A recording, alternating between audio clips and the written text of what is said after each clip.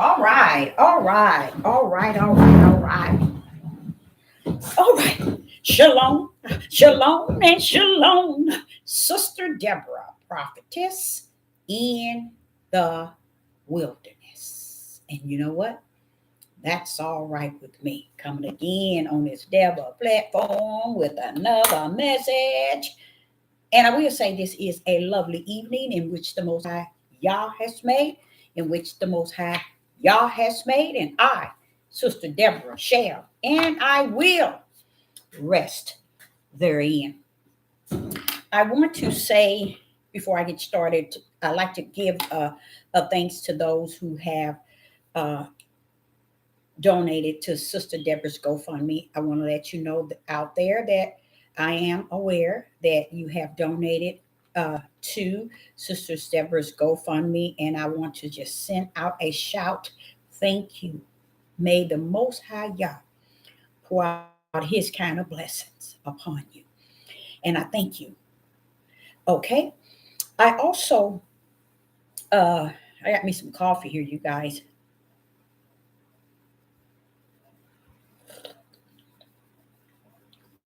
Topic here. We're going to cover the truth. And we can't cover the truth without the spirit of the Ruach HaKodesh. So we want to let everyone know out there the spirit of the Most High Yah is at the table. Okay. Um, I was dealing with what to, speak about, but then I began to sit down and do my study about 2 hours ago. And I wanted to just stick with what was planned yesterday, what was said yesterday regarding the rapture. And you know what the Father put on my heart? And it's on my heart right now. He said that a lot of people want to play the rapture game. He said, don't swim in their pools. Don't swim in their swimming pools with them. He said the rapture can be plainly understood by his spirit abiding in us. Okay. And it teaches us and give us a clear outlook of what was, what is, and what shall be. Well, what do you mean by that, Deborah? Because a lot of you all think it's what's going to happen. We look at the rapture as something that's about to happen, but one thing you don't understand. It took place in heaven. While we trying to crank up how and why and to define the rapture, the Father want me to let you know. In here, there's no, but he is, he was, and he going to be is what we need to be focusing on. That means while we're looking to define rapture, it is finished in him. Heaven's already done rapture, as we can take that word. Heaven is done with that. We're down here. And the reason why he's saying it because so many denominations wrestle with rapture. It becomes a game. And that's what he's telling me. Don't swim in that swimming pool with them. Meaning I can speak on it, and we're going to cover some things regarding it, but we're going to come through the front door. We ain't going to come to the rapture through the back door and through under the basement windows and through the basement door or even the back windows in the kitchen. The Father said, come with him and come through the front door. Okay? First and foremost, he wanted us to understand there's two things that's already spoken and has warned us. And then his ruach can come on top of it and stand tall and firm, giving it confirmation. He wants you to know that there is a time period in which he's going to gather heathens out. We know that. He calls it his small remnant. And that's a time period when he's going to take what belongs to him up out of here on the four corners, from not just from the United States, but from the four corners. He's going to take what belongs to him from the four corners up out of here. So when people talk of rapture, he said you can get caught in a swimming pool, Deborah, swimming with them, and all you're going to be doing is swimming in circles, because it's a trap word. It plays on the flesh. It has no place in the spirit. Why would you, Deborah, be so concerned about a rapture that the world created? Woo, Father, you didn't say you was going to go there. Father, yeah, you didn't say you was going to go there, but I'm going to go there with you. I'm going to go there with you, because I kind of like that. I kind of like that, Father, y'all. So I want to say to you all, he wants us to learn to not chase after man-made ways.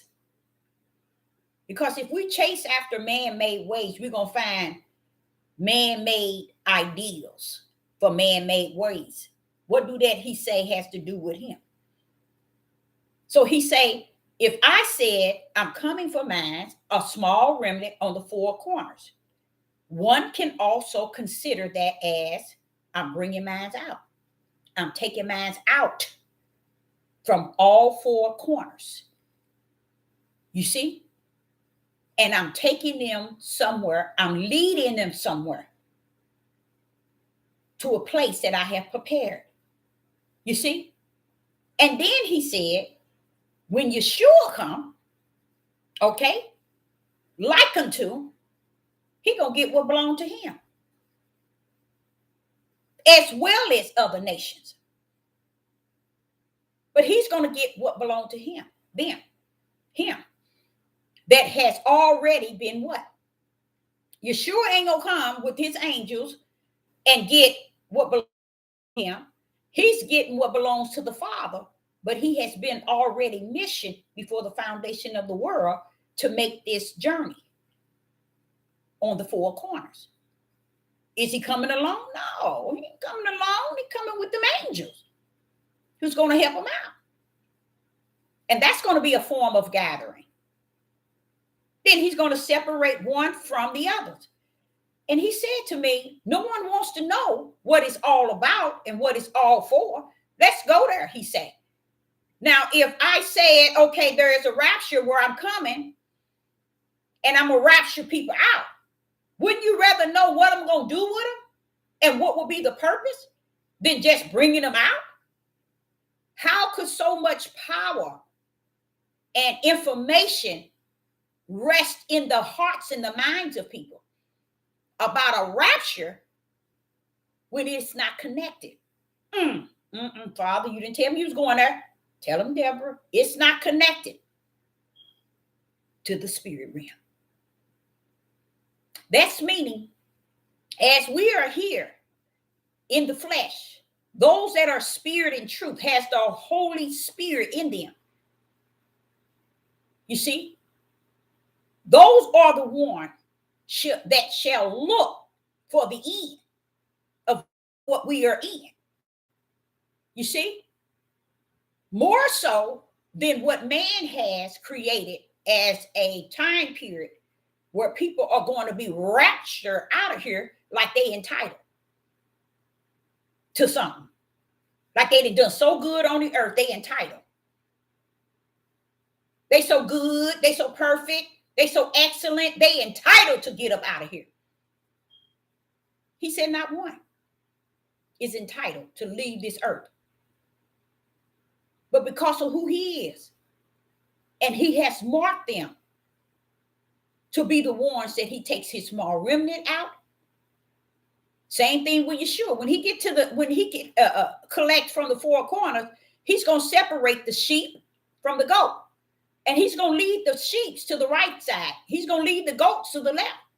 Then he's going to say to the sheep, this is the kingdom that was prepared for you before, hallelujah, the foundation of the world. He said, nobody don't want to know about what I did before the foundation of the world, since they want to know rapture. Because man has drilled in us a word that covers a lot of grounds in a lot of religions. And he said it holds nothing. Because it tells you a rapture, but tell me, what is you rapturing for? And what's happening with those that are raptured? He said they don't want to know that. But everybody wants to challenge the word rapture. But he wants us to come in through the front door and not the back door. And the back windows in the basement. And the back windows in the kitchen. So we're going to come out with what we do know as far as what we understand about what the world, that's what he's laying in my spirit. It's a world. The rapture is a man-made mindset to manipulate and deceive a people.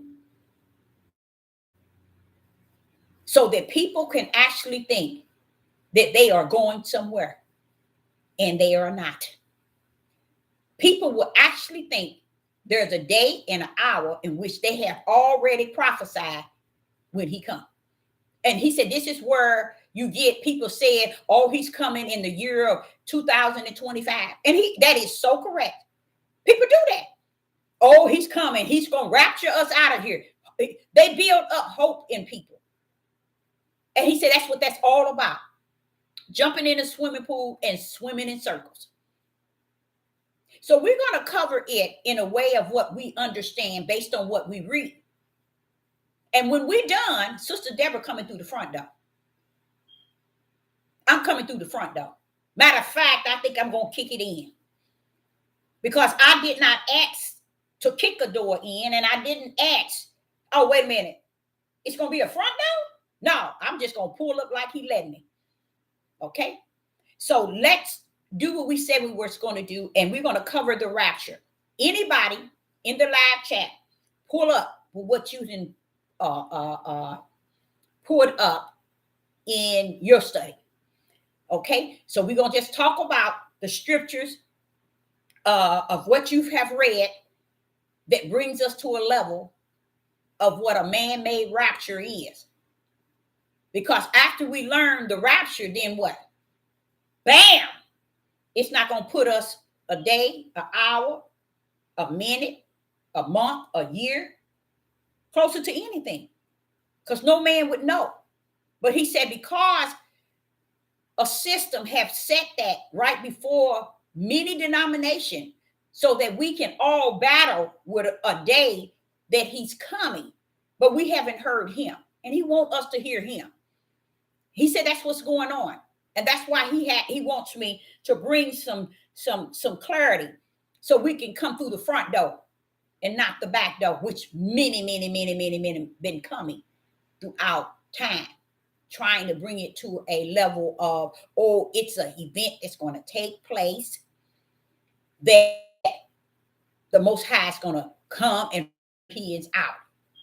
We got to understand, what is it in detail? What is this that they call rapture? Okay, what is actually going on? So anybody, you can start wherever you choose. And I'm going to start reading from there. Yeah, we got to kick some door down, babe. We got to.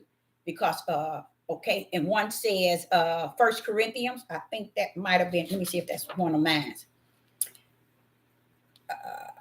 Oh, no, that's not. Okay, 1 Corinthians 15 and 51 through 53. Let's go there. 1 Corinthians chapter 15, 51 through 53.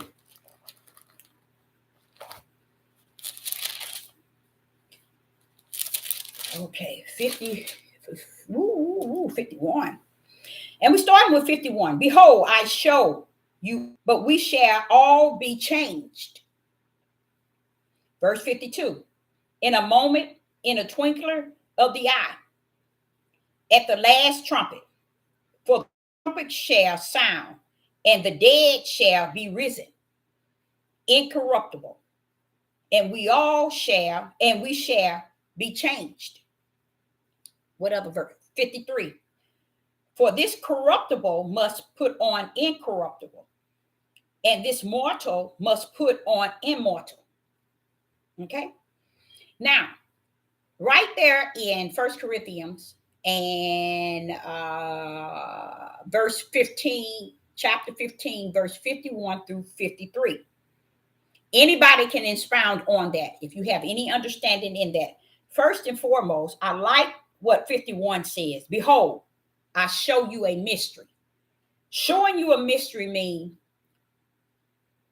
apostles, priests, watchmen, pastors, seers. No one can override the mysteries of Yah outside of his servants, the prophets. Only one can break into the mystery is the prophets. And that's, I'll tell y'all, that's another thing is happening. No one is listening to the prophets. Okay? They're just taking their own way of understanding something. Now, if you go to 51, 1 Corinthians chapter 15 and verse 51, behold me, look y'all, that's what it said. I show you a mystery. Okay? We shall not all sleep, but we shall all be changed. Now, this is not saying that you are being raptured up in a sense of everybody going to heaven. This is preparing you to stand before the judgment seat of the Most High Yah. Even the dead. You know, everybody that sleep, they got to change out of who they are into, because why? They finna stand before the throne, the judgment seat, for who they really are. But yet they can't enter in with this fleshly body, this corrupted body. They're going to have to be changed. So what? So we can stand before the throne of Yah. Want me to tell you why? Go to Revelation. See, y'all think that he's like unto a man. That's really one of the I think biggest problem on the face of the earth. We want to serve God like he's a man. Like, okay, when you get to Revelation 19, go to Revelation 19 and verse 11. Listen to this. And I saw, this is John, I saw a great white throne and him that sat on it, from whose face the earth and the heaven fled away, and that there was found no more place no more place for them. And in my mind, why are they fleeing away? What happened? They saw his face. Now that's the earth. Was it the earth and the sea or the heavens? Well, why are you fleeing? Because they saw the face of Yah. That's what time it is. So when we're in 1 Corinthians chapter 51, behold, that means, look, I show you a mystery. We shall not all sleep, but we shall be changed. Why? Because we're not going to stand before the Most High in our bodies. There's a lot of us that's not going to be dead. A lot of us ain't going to go to sleep, meaning a lot of us ain't going to die. Okay? You know how everybody now they sleep? That those that have passed away, they sleep. Okay? But there's going to be those on the earth that hadn't sleep, meaning hadn't died. Okay? But those that have, they're going to be raised up as well. I wouldn't say that is a rapture, because what the mindset of the people is thinking, the rapture is Yah is taking what belonged to him, and that's a lie from the pit of hell. He's bringing us all before the judgment seat to be judged. And we all coming because we have to be judged. As it says here, but we shall not all be changed, because a lot of us are not going to be asleep. All what it says, shall not all sleep, but we all will be changed. The living and the dead. When we stand before the throne of Yah, we're going to all look the same. You better get with your spirit and know what it is. That's something nobody on the earth teaches. They don't teach you how to tune in with your spirit, how to know that you are a spirit, and that's what you're going to be judged as a spirit, like an angel is a spirit. That's what you're going to be changed into. And you know that bad boy is either going to have the book of life, eternal heaven, or that bad boy going to the lake of fire and burn forever. That spirit of who you are. Something that when they put soul in there, people don't know that you got to kick soul totally to the curb. Don't deal with soul, deal with flesh and spirit. As you read through this whole book, it's dealing with flesh and spirit. Yes, you see soul put in there, but you try to figure out what place does it have? It don't have no place nowhere, because when Yah created everything, it was flesh from the dirt and his breath that brought in a spirit. How do you say that, Deborah? Why do you say that? It's a soul. No. Yah is not a soul. He is a spirit. Okay? His breath is him giving you a spirit. Why? Yah is the spirit. Did not in Genesis chapter 1, verse 26, he said, let us make man in our image. You first have to understand, what is Yah image? You think it's a soul? Come on now. No, it's a spirit.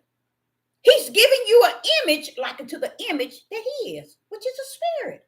And his breath brought into you a spirit. When you deal with soul, it confuses you. It really comes in to confuse you. Now you got, let me show you how it is. You got about 100 billion people. And we know it ain't, But I'm just giving you an example how far out people are that don't even know. This is a battle between the flesh and the spirit. What is soul doing up in there?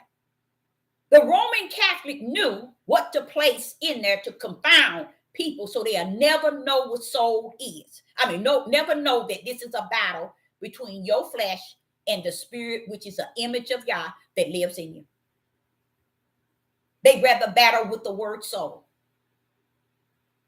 And that's a sad thing, but it's over. It's finished. And what he mean by that, they took on everything the Roman Catholic placed and smeared. That means they worship, like he said they always did, that idol God. What the idol God put in there, they worship it. Just like the word love. Notice in the beginning, you don't hear love. Think. You think he created everything on love? What happened? Wait a minute, hold up. Wait a minute, Father Yah. You created everything, and not one time did I hear the word love. You see what I'm saying? You know why? In Yah, it's not love. It's give and gave. Everything he did was give and gave, even to the end. He's going to give you one thing at the end.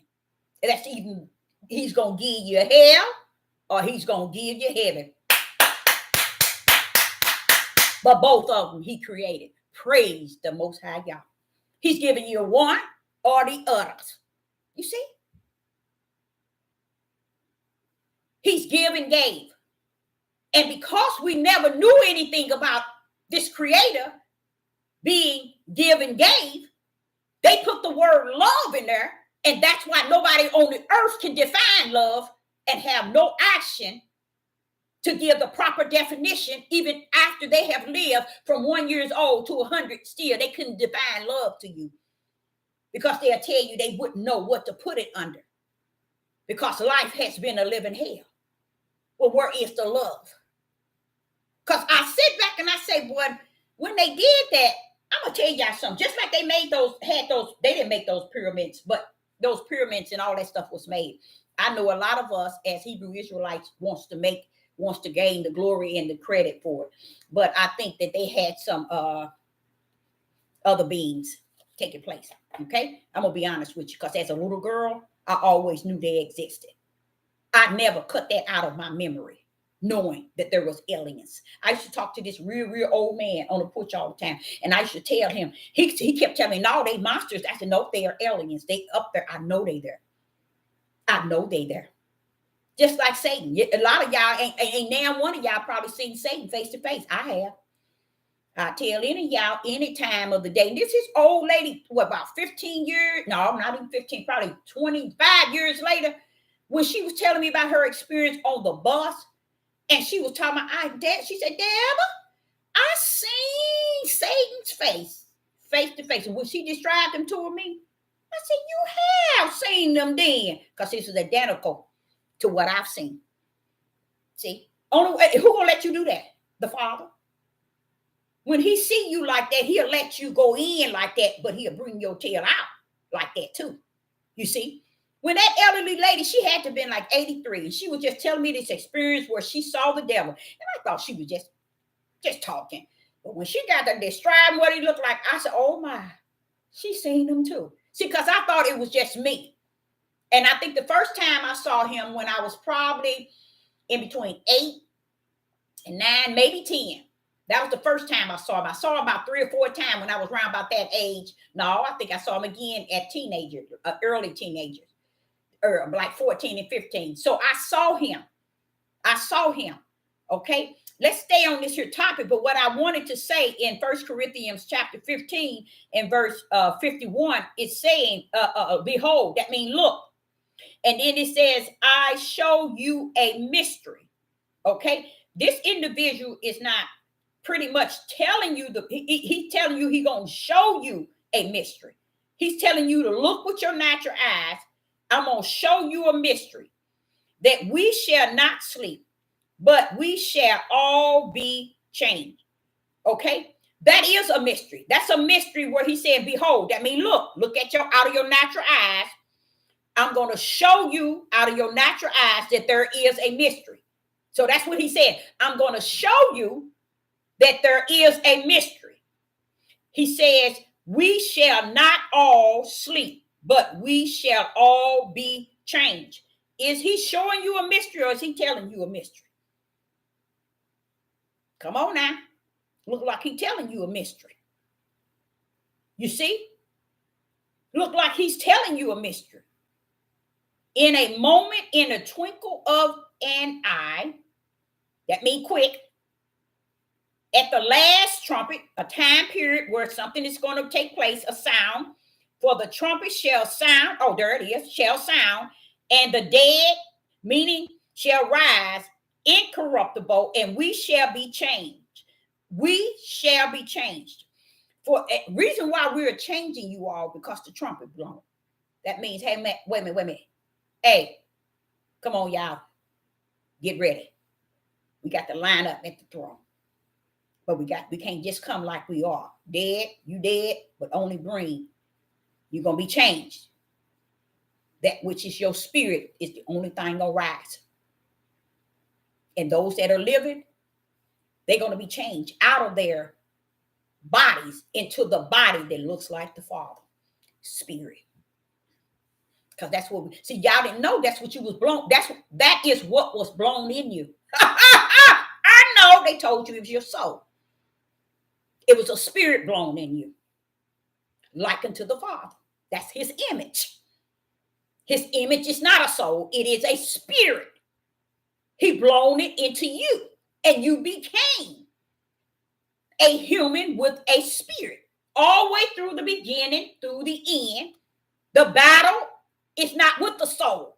It always been with the flesh that was made by the dust, and the spirit that was blown in you, which was the image of Yah. That's why they say we all have his image. We do. Every one of us born of the flesh has the Father's image. He blew that into us. That is what's going to change. The natural body, it's not coming to the throne of the Father. And us, like I say, if I'm still living, this body ain't going to come up to the throne of Yah. It's got to be changed. Changed to what? The image of my Father, which is a spirit. Why? Because my spirit either served my flesh, or my spirit either served my spirit. You see? Or my spirit served Yah, or either my spirit served my flesh. That's what we're going to be judged on. That right there alone. And we're not, yes, it's going to be people who ain't going to never die. Who ain't going to die. Because when that trumpet blown, it's like, let me show you what the trumpet is like, you guys. You know how the father would say, okay, Death, I got 15 on that plane, bring them on home. Death said, yeah. Death don't turn to the father and say, wait a minute, now it's a couple of pregnant women on the plane. If I bring you 15, then that's going to be 2 more. He said, have I given them the breath? So if they pregnant, have they received the breath? So they don't have my image. So they have not been born because they haven't received the breath. I need you to go get 15. Satan would not, I say the death angel will not turn around and question the father. Oh, we got 2 women on the plane. They pregnant. So if I get 15, I'm gonna end up allowing them 2 children that's the woman pregnant. They gonna lose their life. The father said, go get the 15 that I told you. Death gonna salute him and go straight at it and bring that breath of life back to the father. And that breath of life is the one blew into your spirit. It gave you a spirit. But the breath of life, it goes back to the father. That's why you ain't got no life. You ain't had no life. It always belonged to him. So when death comes to get that, it goes back to the father, the breath. And then you fall dead. Spirit sleeps, flesh goes back to the dirt. Neither one can move. Why? Y'all took his breath back.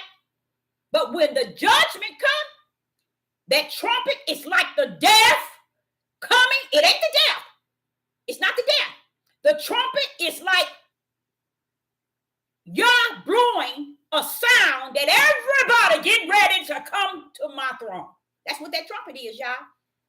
That's what it is. The trumpet has been blown. Everything got to come before the throne now. You dead? Dead gonna get up in the spirit. It ain't gonna be a flesh body. It's gonna be changed. You alive, so up. You're gonna be changed too. It's time to come to the altar of the Most High Yah. From that trumpet, the sound of the trumpet. See, that ain't no play because you don't know who the trumpet is. It is Yah calling all to come before the throne. It ain't no but, if, oh, wait a minute. No, I'm in the shower. I got to dry my hair. Let me tell you something. Just like death. When he said death, I want all 15. Death said, salute him through. There you go. Some people be saying, well, this person died this way. It was horrible. You think y'all caught up in how horrible you get up out of here? When he put a charge on your breath, it returned to him. Even if you on the labor table. Even if it's COVID. No matter what it is, he said, can't nobody take you. I'm the owner of life and death. I don't care how you go up and how you go out of here.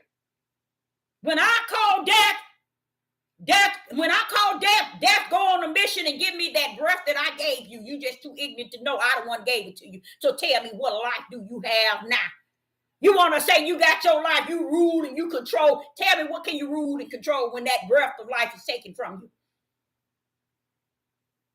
And the spirit's sitting there saying, I know I can't live without the Father. Flesh said, flesh ain't even got nothing to say. You see? The flesh said, wait, where's the earth? I just got to get to the dirt where I belong. So when that trumpet, you got to understand what the trumpet is. The trumpet is Yah. No, the trumpet ain't no angel, y'all. Don't get that bit. That trumpet ain't nobody but Yah calling the call to bring all to come before the throne. And this is what it says in verse 52. We in 1 Corinthians chapter 15, verse 52. In a moment, in a twinkle of an eye. Hey, wait a minute. Hold on now, Father Yah. You mean the trumpet gonna blow and it's just gonna go bip, bip? What is a twinkle of an eye, y'all? Come on now. See, you don't mess with him. Y'all don't know who y'all mess with. Y'all got him being up and bent down. At a twinkle of an eye, you're going to be changed. Everything you're going to touch. And that's it. It ain't going to be, wait a minute, I got to go get my baby. I left him in the house. Or I got to get my wife. I left her there and I got to get home from work. Baby. Do y'all understand when heaven blows the trumpet? Do you know what that means? When you go to Revelation Revelation chapter 20, and it tells you the heavens and the earth fleed once it saw the face of Yah. Do y'all just imagine that? Just put that in here a little bit. Just if you can find some room up here, just put that in there. What are you fleeing for?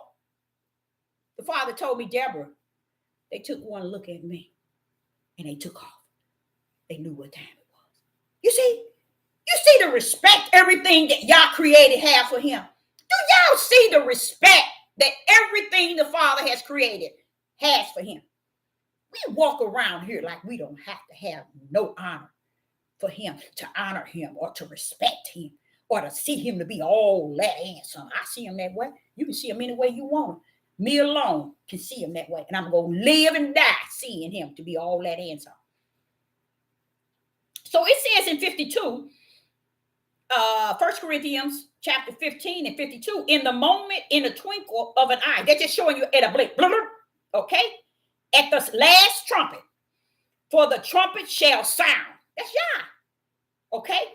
And the dead shall be risen. Wait a minute, what the dead getting up for? What did you hear? Wait a minute, Dad, what you doing? The dead. But it's not coming up out of the flesh. Hallelujah. Its body gonna be changed to what it is, or what it's gonna be before when it stands before the mighty throne of the Most High God. Now watch this here. And it says, at the sound of the death, and the dead shall rise incorruptible, and we shall be changed. And this corruptible, for this corruptible must put on incorruptible, and this immortal must put on immortality. So it said, it's letting you know that we're not going to be in this flesh body, y'all. Okay? We can't come through the throne of the Father, but the way that he knew he blew in us, which is our spirit. And that's why we have to answer, baby. That's why you and I have to answer for our wrongdoing. Why? Because he gave you his image. He gave you his image. He gave me his image. And what did we do with it? Huh? We lived either the image of Satan or the image of our Father. Yeah. You see? But he gave his spirit to all of us. A spirit to all of us. He breathed that in us. But guess what? That's why he could stand in Genesis chapter 3, verse 15 and tell Satan, look, I know you over there and you, your seeds, I tell you what, they're going to come. They're going to come to the earth. They're going to represent you. But mine's coming through the seed of a woman. And it's not, like I said, it's not talking about flesh. He's talking about in the spirit. It's going to represent the spirit of who I am. So when we turn and the dead is in the grave, he's just letting you call, he's just calling, the trumpet is calling the order that it's time for all to stand before the throne of the Most High Yah for judgment. You see? And when we stand, I also hear that you're not going to stand with in the order where we all standing together. Oh, no, you're not, baby. He still got that division, that intimacy between us, even in the heaven when we come. Serpent's going to be on one side, and the woman's seed is going to be on another. Both of them are spirit. But they're not going to be standing in the same line, y'all. Side by side. No. So here it's telling you how everybody is preparing. And this individual who's telling you, he's saying that he's showing you a mystery. In a sense, he's showing you by speaking a mystery that which he had heard, he had learned. And he's sharing it with you of this, what is going to happen. Okay? And if you go into Revelation, you see exactly what he's saying. Even when you go back into Matthew's, I think it's 25, where you hear Yeshua doing a separation, the four angels. Let me see who else got a verse or a chapter. Let me see if I can make some sense of what I'm saying right here. I think it's in Matthew's 25. Matthew's 25. I think Yeshua is giving you somewhat of his experience of how he's going to collect. Okay, let's just go there and let's go to Matthew's chapter 25 and verse 29. Let's try there. For until everyone that has shall be given. Let's say that again. For until everyone that have shall be given. Okay. And he shall have abundantly. What is this that Yeshua is saying? What are you saying? What are you saying? For until everyone that have shall be given. You see that word given? You see that? You see that word given? That's who God is. We missed it because when the Roman Catholic went in here and they smeared so much, we missed what he says in the last day that will come. Knowledge shall increase. You see what I'm saying? Why? Because he says that the Roman Catholic had taken so much, chewing out in the end days, the wicked and evil is going to have their time.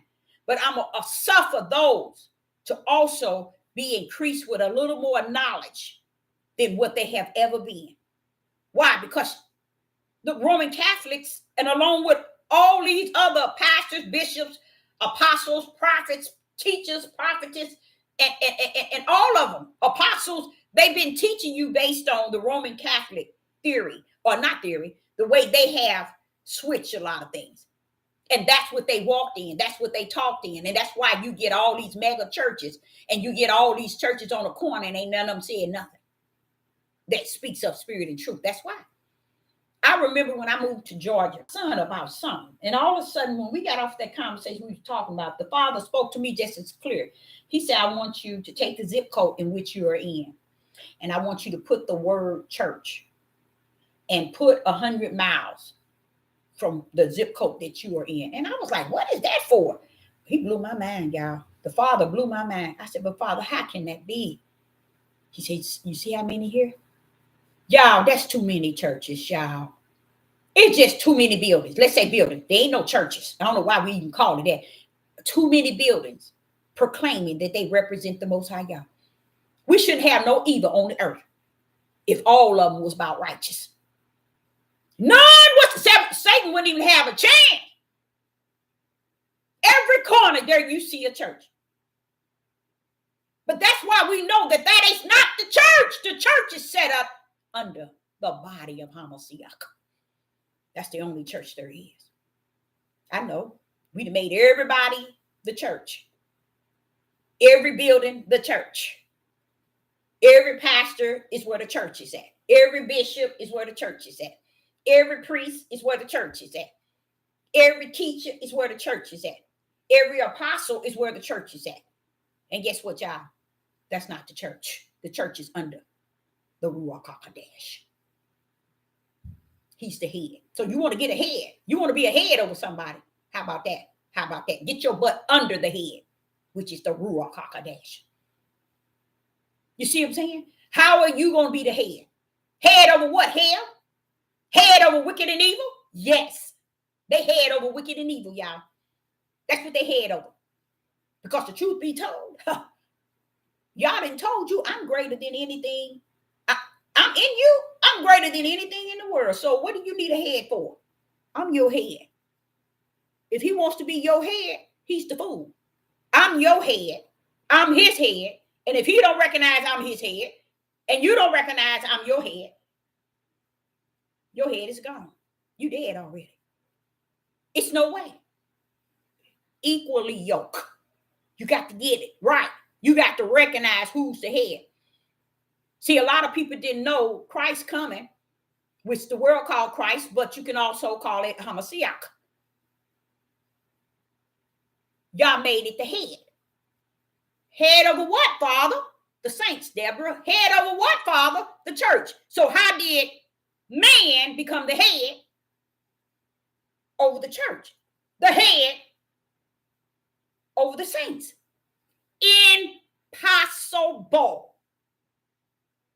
That's how the Pope was able to get millions to when they see him, they don't have to see him for 20 years, but when they see him, they go down, bowing down, doing the opposite of what y'all said not to do, bowing down to the Pope.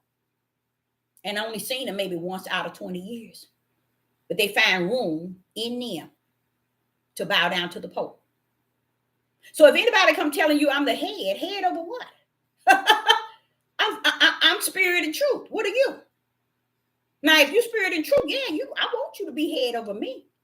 But if you ain't recognize who really is the head, go back in here. Hear what Yah is saying. I set Hamashiach to be the head over the church and over the saints. Then he turned around and put all the gifts of the spirit in the people. But they don't get it. They thinking it's in their pastor who said he's the head. They bishop, they priests, they apostles, they prophets, they're prophets, they're prophetess. They think they the head. No, baby. No. The head is Hamashiach. Because that bad boy got the power. He got the word packed down.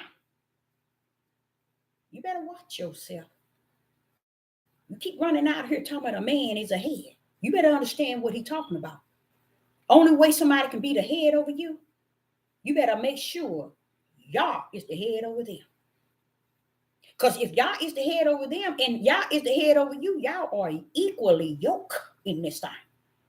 That means Satan can't prevail against y'all. Y'all ain't sending no flesh to be head over you. But he ain't recognized the power of Hamashiach being head over him. That's why y'all messed up. Y'all don't have no problem with that. You think he gonna stop, let's say, 10 million people bowing down to the Pope? You think y'all gonna step in the middle and say, hey, well, hold on, y'all. Didn't I tell y'all not to bow? Y'all got to recognize this creator do not come and play patty cake with y'all every time a situation come up. I'm gonna tell you where I realized that he didn't. Want to tell you where I realized he didn't? When I started to read the history and see all these things about how the tribe of Judah was hung from a tree and things were cut off, set on fire, children fed to the alligators. Wait a minute, Father, y'all, what's going on? What you mean, what's going on? You tell me. Y'all want to know more than he do. What you asking him what's going on for? Y'all think y'all know more than him. So you got to recognize who the head is and let him be the head. With the power, with the word, with the spirit and the authority. Oh, no, y'all want to give it to the flesh of somebody. Let me get on off of that because I can get too deep in that, y'all. So when we were in Matthew's, let's listen to this. In Matthew's, it says, Matthew's 25 and 29. Matthew's chapter 25 and 29. For unto everyone that has shall be given. What do they have? The brand, y'all. Try to tell y'all. Heaven's already branded his. And then what he say? Unto everyone that have. What they have? Yah shall be given. Given more. And he shall have, there it go, abundantly. You see? Y'all ain't gonna come and give you the gifts if you turn around telling somebody the head is the flesh of a man. No. Why would y'all share the head that he put over the saints and over the body with the flesh of a man? Then turn around and tell you don't put your trust in him. See, once you recognize, that's why he said to us, seek ye the kingdom first. And seeking the kingdom means seek righteous. Seek who I am in righteousness. And if you do that, everything gonna work out right. Because when you go here, I'm gonna make sure I'm there to tag along to make sure you go here. I say, come on, baby, go back this way. You can go back this way. But what we did is we left him out. And we decide to hear what the Roman Catholic has placed in this book and smeared to keep us from connecting to Yah. Now, in Matthew 25 and 29, he said, but him that has not shall be taken away, even that which he has. Even that which he has. You see? What he think he have? He ain't even have that. Because hell gonna be burning up. He ain't gonna need nothing. It's gonna be taken from him because he ain't had no way. He didn't fool the whole world that he had. Oh, I'm a pastor, I'm a bishop, I'm a prophet, I'm a prophetess. I'm a Maureen, I'm a seer, I'm a watchman, I'm an apostle, I'm a priest. But oh, you are? Okay. You're a priest. But when you stand, when it's time for you to be judged, that priest that you was on the earth, you ain't gonna be able to claim it here. It's gonna be taken away. Because it ain't gonna stand in the way of hell for you. You're gonna stand alone. Okay. And he says here in verse 30, and cast ye the unprofitable servants. You notice he calling servants. You all don't understand. Everybody is not Yah's servants. Everybody call themselves servants of Yah. You can't be the servants. You can be the sons of Yah. You can be the children of Yah. The problem with today is nobody recognized the servants of the Most High Yah. And I noticed that was yesterday too. That's why a lot of them killed the prophets. They were the servants and they killed them. You see? Because that's the last one that everybody want to see really coming. It's the servants of Yah. That's why Sister Deborah can get on this Deborah platform. Okay? And you don't hear, you don't see, nor can you know that people are listening because they're not. It keeps reminding me the narrow gate, Deborah. I said it's narrow. And only few of them going to find they're in. So leave it in the broad, leave them where they at, in the broad gate. That's the only way they seem to find. So let them stay there. So here, I want you to see, it says in Matthew 25 and verse 30, and cast ye the unprofitable servants into the outer darkness. There shall be weeping and gushing of teeth. Verse 31, when the Son of Man shall come in his glory, see, he ain't coming in Father's glory, he coming in his own glory that Yah has given him, and all the holy angels with him, then shall he sit upon the throne of his glory, his own throne, Yah.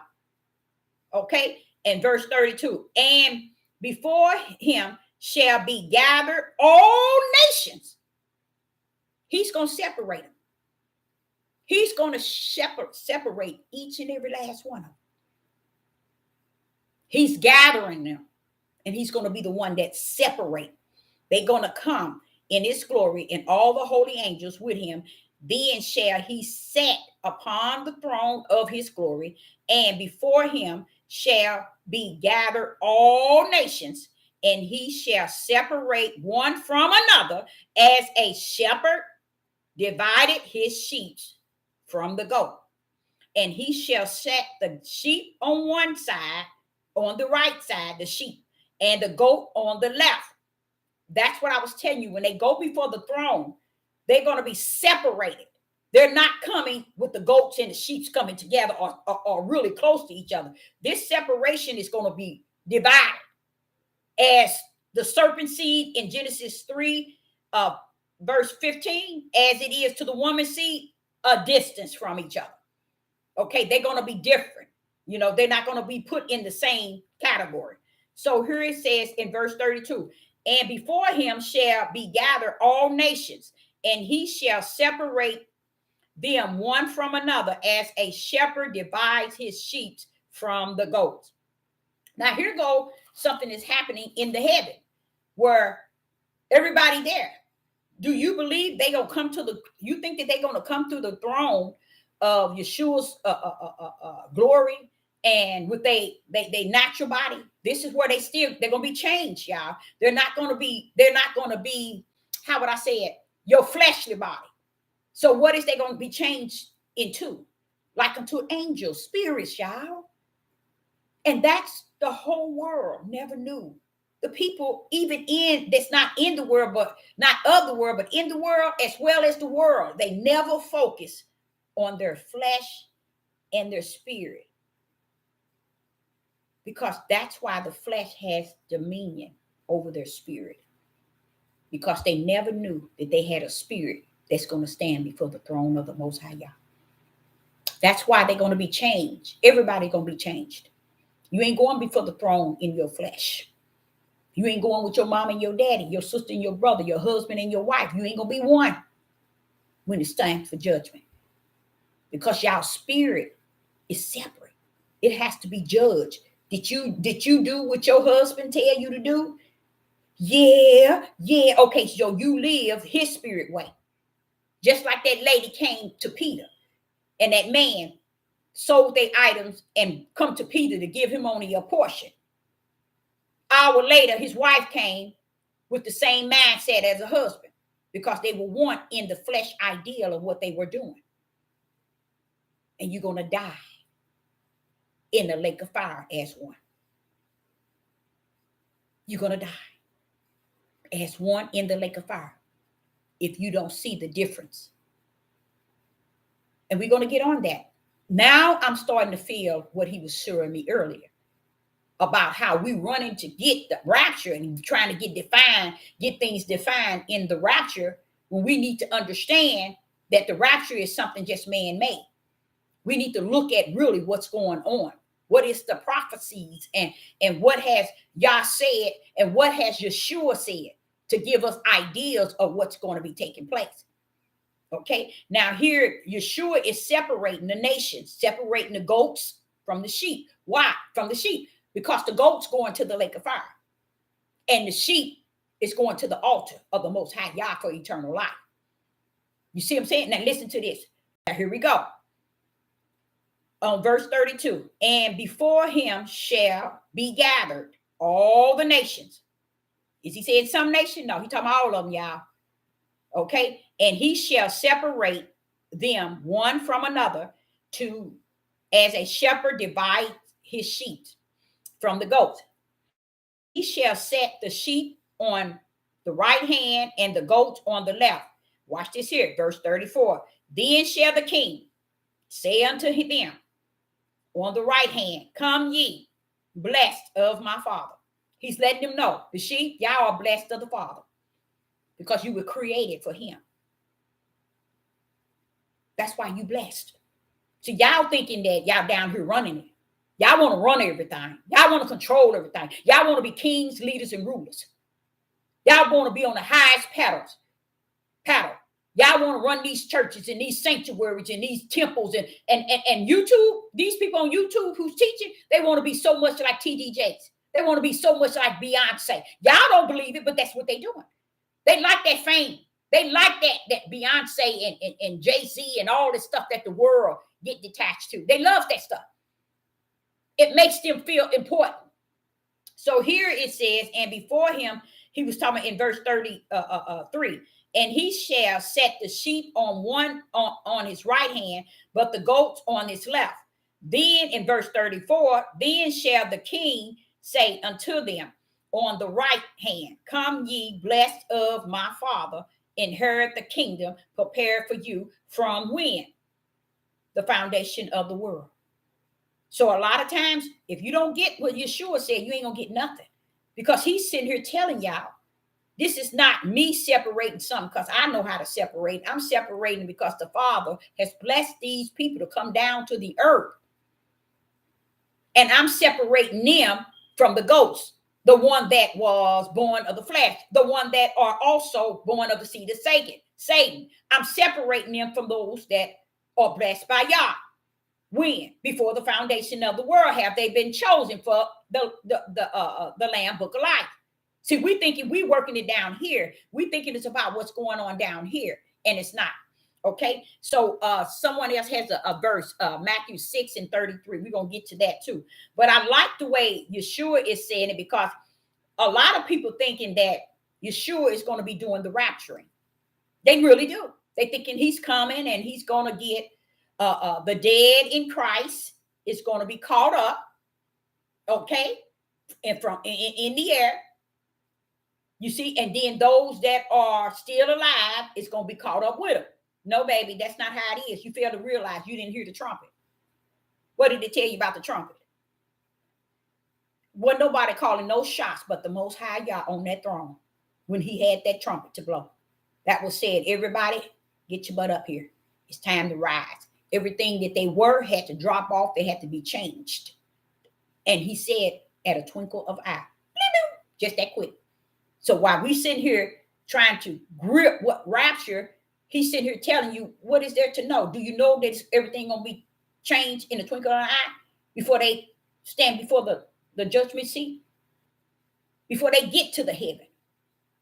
Do y'all know that? Do anybody know anything about that? No, nobody talks about that. That's what I'm saying. This is what he said to me, boo. This is what he said to me, is don't get caught out there swimming in a swimming pool, because you'll go in circles with this rapture thing. They ain't going to see it the way Yah has orchestrated. They're going to see it the way they see it and have planted it in the minds and hearts of many. And it's never going to change. But we have to know, are you ready when the trumpet is blown? Have you ever thought about that? Are we going to be ready? Are we looking for the trumpet to be blown? Are we preparing to be ready? That's what he said. Nobody wants to talk about that, he said. The Father was telling me, he was chewing me out about it. He was like, don't get to swimming in that swimming pool, because that's what it is. And the most people that gets in that swimming pool, he said they're going to drown. So let's go to Matthew chapter 6:33. Let's see what's going on there. In Matthew chapter 6 and verse 33. And it says, but seek ye first the kingdom. There you go. And what? His righteousness. Because that's his brand. He brand your butt before you get down here. He brand you. So nobody can come down here and claim you. That's why he does it. He wants you to know that, look, y'all, I love you. In a sense, I give and gave you everything you got. Turn to me, and I'll make it right for you. Because what we want to do, we want to make it like in a fleshly way, to make it turn and look and appear to the flesh. But see, the flesh already knows that its destiny is the grave. So one thing I have respect about the flesh know where its end is at. It's just your spirit don't know. That's why he said, get your spirit, get your flesh under your spirit. Get it under control of your spirit, because see, that spirit is what's going to stand before y'all. You see, that's that thing that's going to switch up to who you are and stand before for your judgment. And guess what? Even when it stand before your judgment is already in heaven waiting for you. Your works and all. That was before you was even in your mother's womb. You see how I say overworking yourself, the way the flesh of people telling you, and then here it is on the spiritual side. You mean to tell me I'm already judged? Yes, you are, baby. Yes, you are. Once he has taught you what took place before the foundation of the world, a lot of this stuff that you see in these churches, in these synagogues, in these academies, in these Hebrew movements, in these Hebrew cults, and all these different cults and church, all that is to take you from one simple thing. The power of Yah has already started and finished it. That's why he said, I'm the beginning and I'm the end. Okay, what you saying that for? What you saying that for? Tell them, Deborah. When they running around here trying to find the end, I am the end. But you got to let them know. I was the beginning too. How they like me now. See, you got to see him like that. You got to feel him like that. Not take the world and all these people in the flesh and feel them and know what they saying and understand them and, oh, I get it. No, wait, hold up. Back that thing up and back that thing down. What about the one that began it and ended? That has the beginning and the end. He talks as Alpha and Omega. What about that one? What about him who hold life and death in his hand? What about him? What about he who created all things? Okay? What about him that even parted that sea to let the Israelites or the Israelites go straight through? Have you ever got? What about he that destroyed the world at one time? What about he that destroyed Sodom and Gomorrah? Why aren't we looking at those things to prepare for the judgment seat that we have to stand before? No, they ain't gonna tell you that. You know how many people still in their grave looking for the rapture? Millions. They ain't looking for nothing. They sleep, but I'm just still saying they left here waiting for the rapture. Now, what do you really believe? Now, oh, Father, you going there, ain't you? Listen to what he's saying to my spirit. He said, now, Deborah, look at the mindsets. They looking for a rapture. Did it come? Did they see it? Did they find it? Where is it? Who gonna pull it off?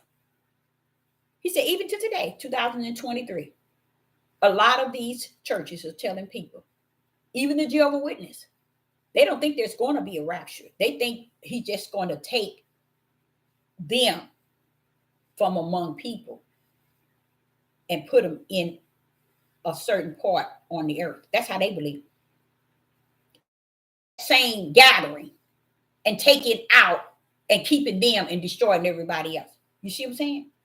He's trying to say, how is it y'all making all these plans and nobody sat with me as the Ruach HaKodesh that knows the beginning and the end, and he is the beginning and the end? Because if you know him like that, you ain't going to be looking for him to come, because you'll know he already came.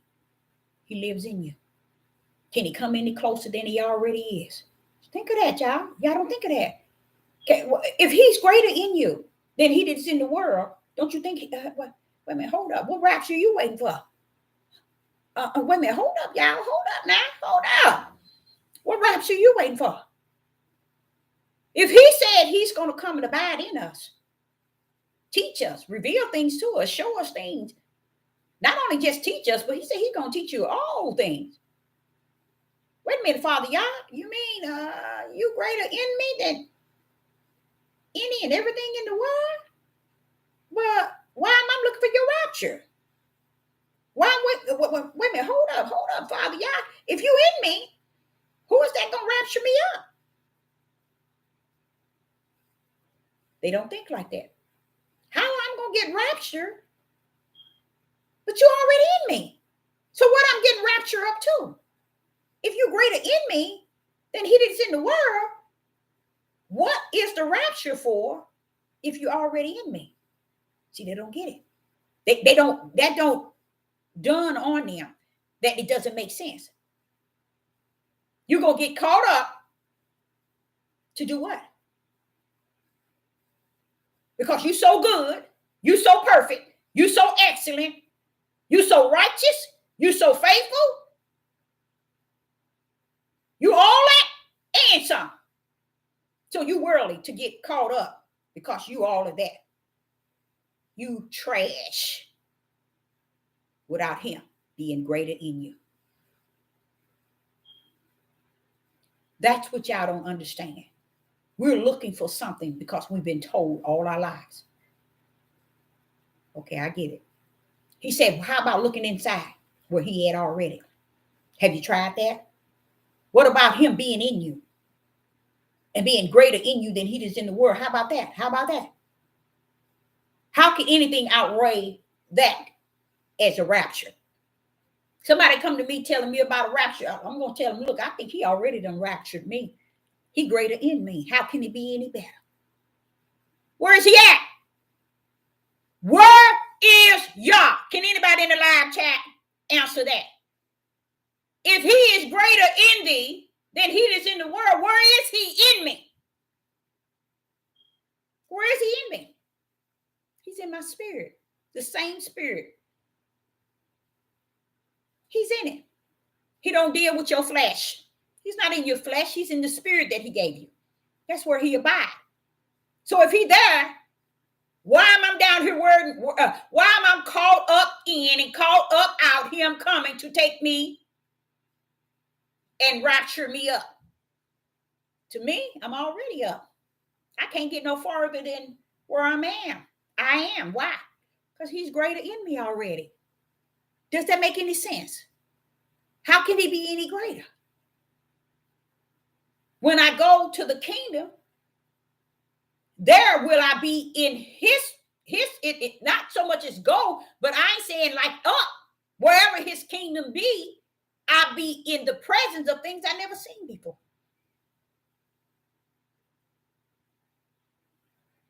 But it ain't so much as that he ain't greater in me already than he that is in the world. What is that saying? So if a person asks you, is there a rapture? What are we getting raptured out of? You see, give you something to think about. You gonna get raptured out of what? Wait a minute, hold up. What are you getting raptured out of? Ain't he in you? Don't the Ruach supposed to live in you and be in you, lead you, guide you, show you? So if he greater in us, then what are we getting raptured out of? You see, it don't make sense. And that's what I was explaining to you, understanding spirit and truth. It opens you up to see. I think that's one of my verses, John 4. It opens you up to see spirit and truth. It opens you to see the truth of the, let me see, you got John.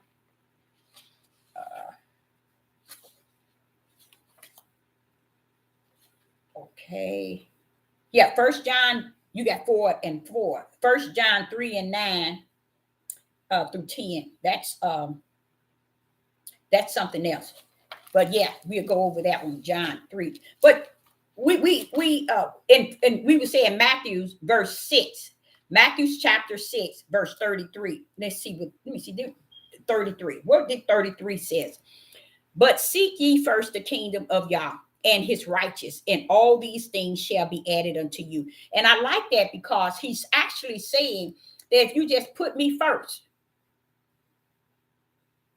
any and everything will be added to you. You wouldn't have to worry about knowing pretty much nothing. Because once I come in you, I'm going to make sure you're good. You see? But just seek me first, okay? How about that? How about that? Don't seek a pastor, a bishop, a prophet, a prophetess, or a priest. Seek me. How about that? They don't want to do that. No one wants to do that. So what was that? John 1. No, my John is coming from a different, okay. My John is coming from 1 John 4 and 4. 1 John chapter 4 and verse 4. Ye are God's little children and have overcome them, because greater is he that is in you than he that is in the world. Now you see that? So if he greater already in us, should we be looking for the rapture? You see, only the lost is looking for something found. I'm going to say that again. Only he that is lost is looking for something that is lost. They are lost and they're looking for something that is lost. But if Yah is in you, he's greater in you already. You are no longer lost. You are found. So he ain't coming to get you. You already been got. Okay. So if anybody come tell you to rapture, tell them rapture themselves somewhere and sit down. You want to get out of here? Get out. But I tell you what, you better be on that ship called the Ruach HaKodesh. You want to find a ship to get on? You want to get out of here a certain way? You better know that you in on that ship called the Ruach HaKodesh, and that thing better be in you. It better be in you, because all this other stuff, flesh. Okay. Let me see. Did we have another one? And yeah, that's the same one he has. 1 John chapter 4, verse 44. Okay, now this is where he wants me to take you out. Now watch this here. Okay, let me see.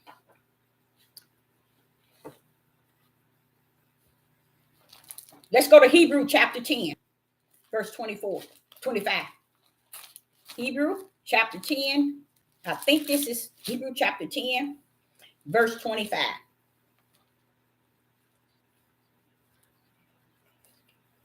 And this is what he explained it to me. He said that while we are here on the earth, these are the things we should be more concerned with. This is what he's giving me, y'all. He said, this is what we need to be concerned about, y'all. And this here shocked me. It shocked me because Sister Deborah just about, hey, I hear you. I want a relationship with you and you only, and come on, Father, you mine. And but he wants me, he's showing me something.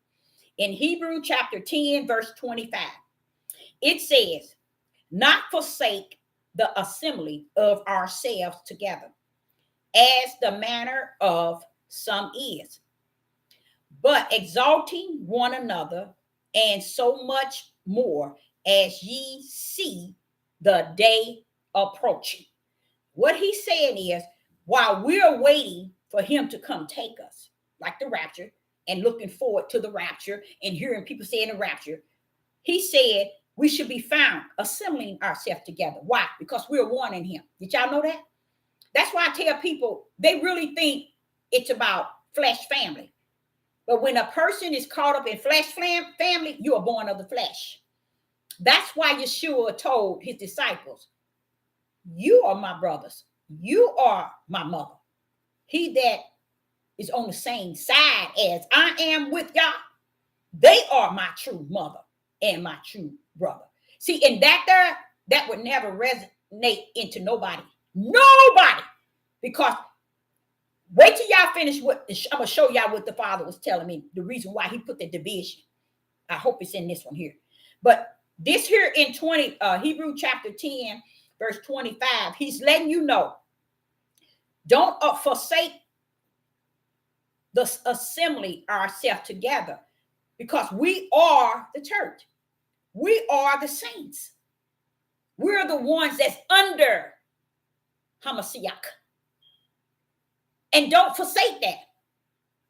But what has happened, people thinking, okay, like some people would say to me, oh, but Miss Deborah, I got a good pastor. He's a good man. Oh, I got a good first lady. She's the first lady and the pastor. Or I got a good pastor. She's our pastor and she's good and she teaches good. I like her. Baby, let me tell you something.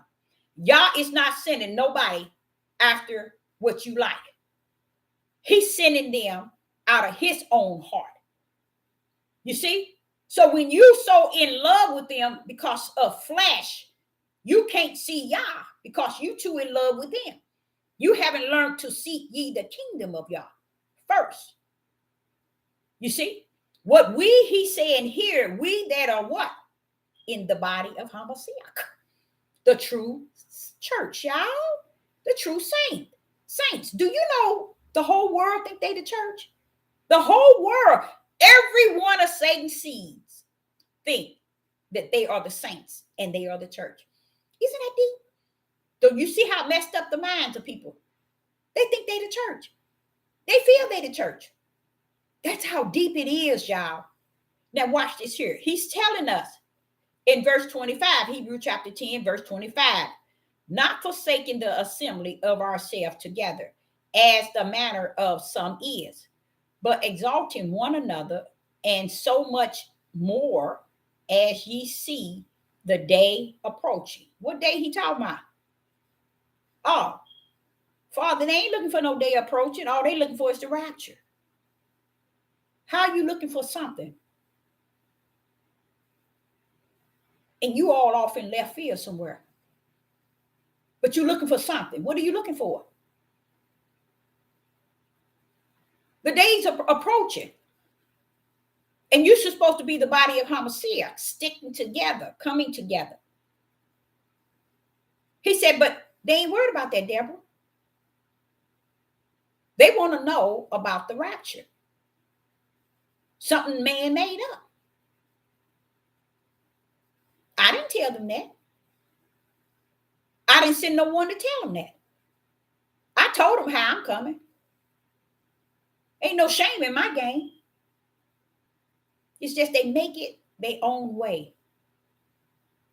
Even to put fear on people, to look for him, to come get them, and they ain't done nothing right in life. the whole time they lived. But yet they waiting on it. They even made movies because they want you to think that that is the way Yah is going to rumble.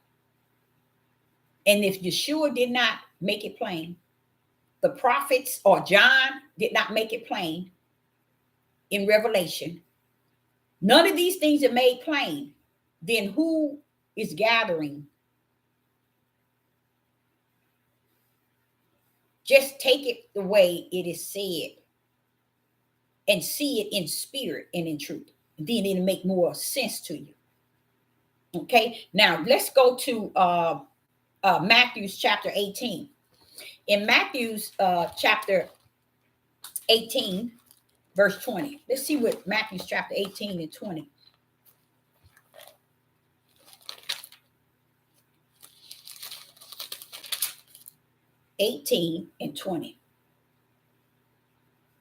Do you all know that if let's say this here, if let's say that there was a rapture,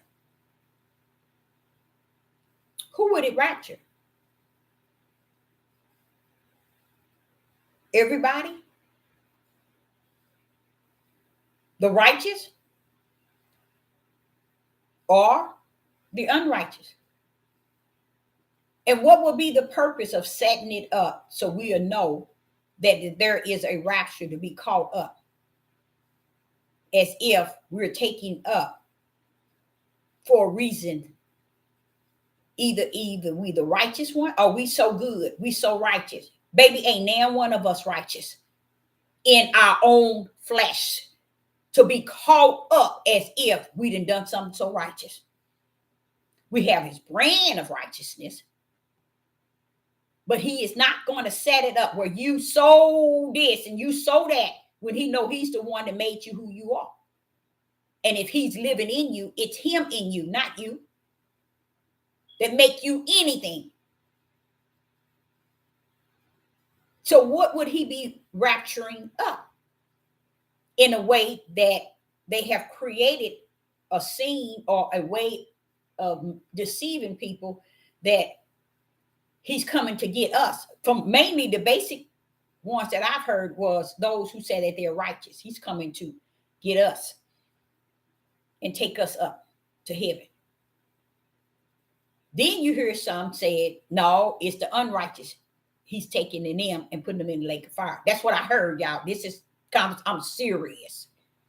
They're going to be taken out of the earth because he's bringing a new heaven down on the earth. I'm going to tell y'all should hear all this story. That's why I say it is off the chain, the mindset of how people have taken this. But I want to leave something definitely with you. And that is, if he's greater in you than he is in the world, why do he need to rapture you? As if you done something so good on the earth that it requires him to have an appointed day and hour that you go back up to the glory, and everybody else stays on the earth and he destroy them or send them to the lake of hell. Now we all gonna be caught up. We're gonna be separated and we're gonna be judged. And when we all judge and separated, there is going to be a new heaven that's brought down.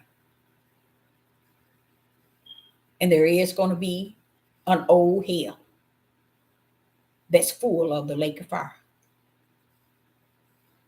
with many. It's not going to be a connection from the new heavens nor the hell. None whatsoever, ever, ever, ever. So I think we're kind of building our own beliefs. And it's not so much as ours, it's what we've been hearing throughout life. That's it. Because I went to a Pentecostal church and they wrote that out. Oh, the rapture. He's going to rapture us out. He's going to do this now. He ain't telling us. Do you have the Holy Spirit? Why don't you seek spirit and truth or the light? You don't have to have no light. You don't have to have the Holy Spirit. You don't have nothing. Just know that he's coming for you. What made him want to come for me? Why should I be raptured out? Because I go to this church? You see how I'm saying it? That's the mind frame, y'all. because I believe in what this one that's leading me, that's teaching and preaching, because I believe in him, I'm going to be able to get out with him or to go like he's going to go. Y'all, come on. Okay. Now we have Matthew chapter 18 and verse 20. What the Father is saying to me, why isn't we trying to gather in the right place in Yah? We won't do that. And that's a form of gathering together. That's just like he said, don't forsake assembling. Why? Why would you be telling us to assemble, Father? Because Deborah, the head got a body. You all supposed to be in the body. Why y'all all over the place? Nobody in the body. What's the deal? You see what I'm saying? But yet y'all come to get us. We all over the place. Even our mind frame and our hearts. But we are considered the church or the saints. And where are they at? In the body. Of who? Hamashiach. But he said, well, if you're in the body, won't y'all start assembling together until that day in which all things end? Why ain't y'all coming together? Why ain't y'all showing who I am in each and individual of you all? Because I'm in all of y'all, because I put the head, Hamashiach, over the body. I gave everything the body needs to live on this earth. And they never even recognized it, Deborah. They busy wanting to grip the idea of we're going to be raptured on out of here to go to heaven. You see? Now, this is what he said in Matthew chapter 18, verse 20. For where 2 or 3 are gathered together in my name, there I am in the midst of them. There I am, not I am I in the midst of them. That's what it was also said in Hebrew chapter 10, 25. Forsake yourself to not, what is that? Forsake not yourself. I think it was saying to gather together. You see what I'm saying? So he said to me, why is it everybody looking for him to come? And when he come, everybody gonna be all over the place. Ain't nobody gonna be together. Ain't nobody gonna be under the Hamashiach in the head and everybody else under the body. But guess what he's coming for? The body. He ain't coming for you. So if you're not in the church and you're not the saint in the body, and you somewhere else out of the body, and that's why y'all can't come together and unite and come back into the body, knowing that you got a head. You know you got a head because y'all put a head over the body. The body is the saints. The body is the church. No, they want to chase a building. Oh no, the body is a building. It got to have a pastor. It had to have a priest. It had to have an apostle and a bishop. You see? This is how messed up it is. But yet, they say he's coming for you. How is he coming for you? He's coming for the whole body, y'all. He's not coming for you outside of the body. He's coming for the whole body. He orchestrates this body. He's coming for it. And he said, there's 2 or 3 are gathered together in my name. There I am in the midst of them. He already know when you gather together in him, you can't be gathered together over here and over here and over here and over here. And that's what's going on YouTube. That's why people skip from one page to the next one to somebody else. And that's why the whole world is confused. Now, you would think that the world is confused because first thing the Hebrew Israel, not Hebrew, yeah, I guess you can call them Israel and the tribe of Judah say, all the heathens and the Gentiles. Wait a minute. People are going to be saying that all the way to their graves. Even when they stand before the judgment seat of the Most High Yah. Those Gentiles, those heathen did this. You see what I'm saying? Not understanding. He said to you, I have a body. Not only do I have a body, the body is the church. It is the saints. I give them all the gifts, Deborah. They won't unite. They won't come together. They won't pay any attention to the head. They don't even know if it's a head connected to them, Deborah. They've been taught so many things. They don't even know the head is Hamashiach, which the world called Christ. That's the head over the church. Was on the spiritual.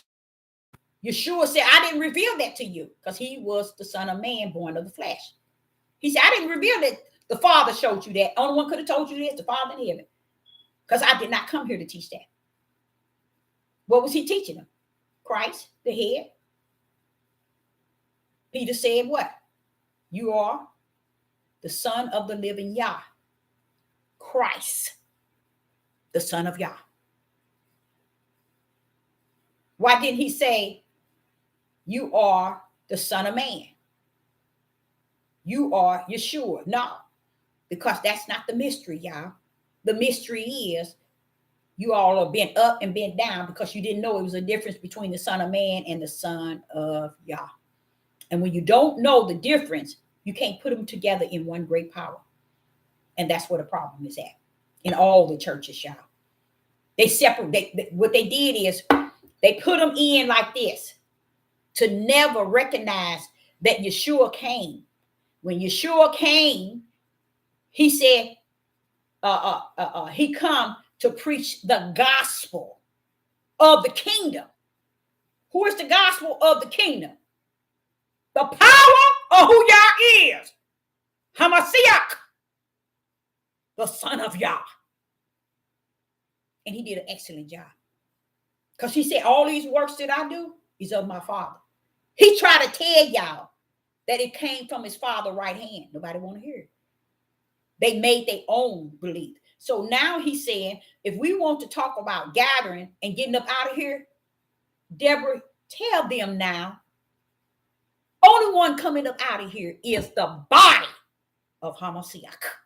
So y'all go fellowship and get with all these people and think that you getting up out of here to glory in a way that outside of what Sister Deborah said, now, honey, I come to crack the mystery wide open. The other one said he's coming to show you what he learned. But I come to tell you spirit and truth. He's coming for his body that's under his head. So you can go on and play with yourself the rest of your life. So if he's coming for the body, how is he coming? Oh, he's gonna rapture you out of here, huh? The body. If he raptured the body up out of here, what is that saying? Something about you so special and you so this and you so that. You required to be taken up out of here. So you all that. No. Your stinky tail ain't nothing. And he wants you to let you know. That's why he connected the head to you. So you can stay in order with the body. And that's another thing I try to tell y'all. I think it was 2 years ago. I was really, really hung up on that. Why ain't people uniting? Why ain't people coming together?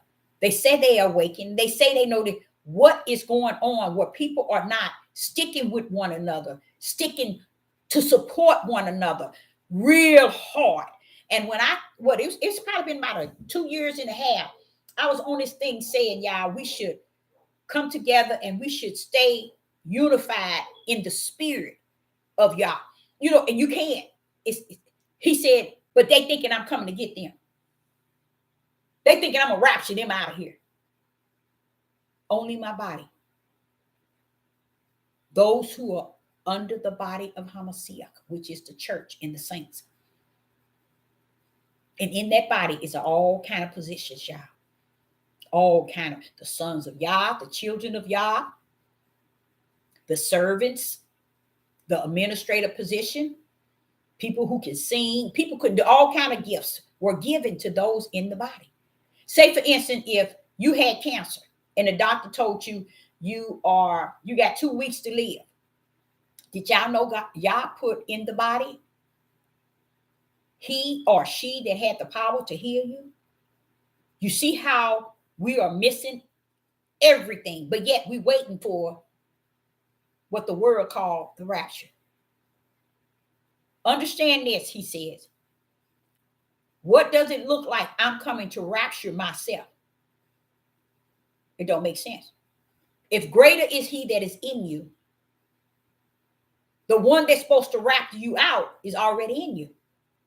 So what about you that needs to be raptured out as if you got a special place to go because you all that? And that's the mindset that they teach when they teaching rapture. That you got it going on. You're doing all the right things and he coming for you. Yeah, I was in a Pentecostal church. I'm telling you, that's the whole mind frame. Oh, he coming for you. So what? You ain't got the Holy Spirit. So what? You ain't got the light. You ain't got spirit and truth. You got me preaching and teaching you. He coming for us. Y'all should hear the Jehovah's Witness. They got that same mindset. Most all the religion do. That's because they got this thing that they are the one. And when the Father told me, ain't there one of y'all tells the one. Only the one that I have put up under my head. The head is the one that is connected to the body, and the body belongs to the head. So who y'all think is the one? And see, that's why that's why I tell you all these denominations and all these names that these people are calling themselves and falling under all these administrative positions. Did y'all know you got more people than called out all the administrative positions, which was the apostles, the prophets, the evangelists, the ministers, and the pastor have called out all these positions, and guess what? They're not even in the body of Hamashiach. Why you say that, Deborah? They never obeyed the head. They never had respect for the head. They didn't even know who the head was, even to this day. That's why I tell y'all, if you don't know Genesis 1 and 2, you don't know who the head is. That's under the body. That's over the body, I mean. You don't know. And you don't know because you haven't had the Ruach to teach you and tell you. Because you believe in the flesh of men and women being your teacher. Instead of he said, I will be your teacher and teach you all things. You said, no, I need somebody I can see and believe. I need somebody I can hear and go in and give offering and tithes to, and I can see them. They can see me. I want to be able to dress in front of somebody. I want to wear my suits. I want to sing in the choir. I want to be an usher. I want to be a prayer warrior. Those are the gifts of the flesh. Where are you in the body of Hamashiach? When you have an administrative position that has put the head over the church, then you'll know what you got and you'll know where you at. And that's why people go to and fro to all them different churches throughout their whole life, trying to find a place where it's supposed to bring you the type of peace that passes understanding. But when you get in there, you start seeing what's going on. And as you get older and older, you start seeing it. And then it becomes the norm. Then you reach a certain age, you tell them, I never believed that, no way. Do you know I had a lot of people, elderly people tell me, I was in church all my life. I never believed nothing what they said. I'm not saying, wow, that's how bad it really is. But yet, you sat in that church all that time, talking about the Most High is coming to get you because he's going to rapture you out. And you never believed? No, it's just a part of the system of the mind of the flesh, wanting to. Colossians chapter 3, verse 16. The mind wanting to have so much dominion over the spirit, to control the spirit in every way that it chooses. And it don't want to follow nothing spirit and truth. That's one thing about the flesh. It ain't never wanted to follow spirit and truth. Colossians chapter 3 and verse 16. Let's see what Colossians chapter 3 and verse 16 says.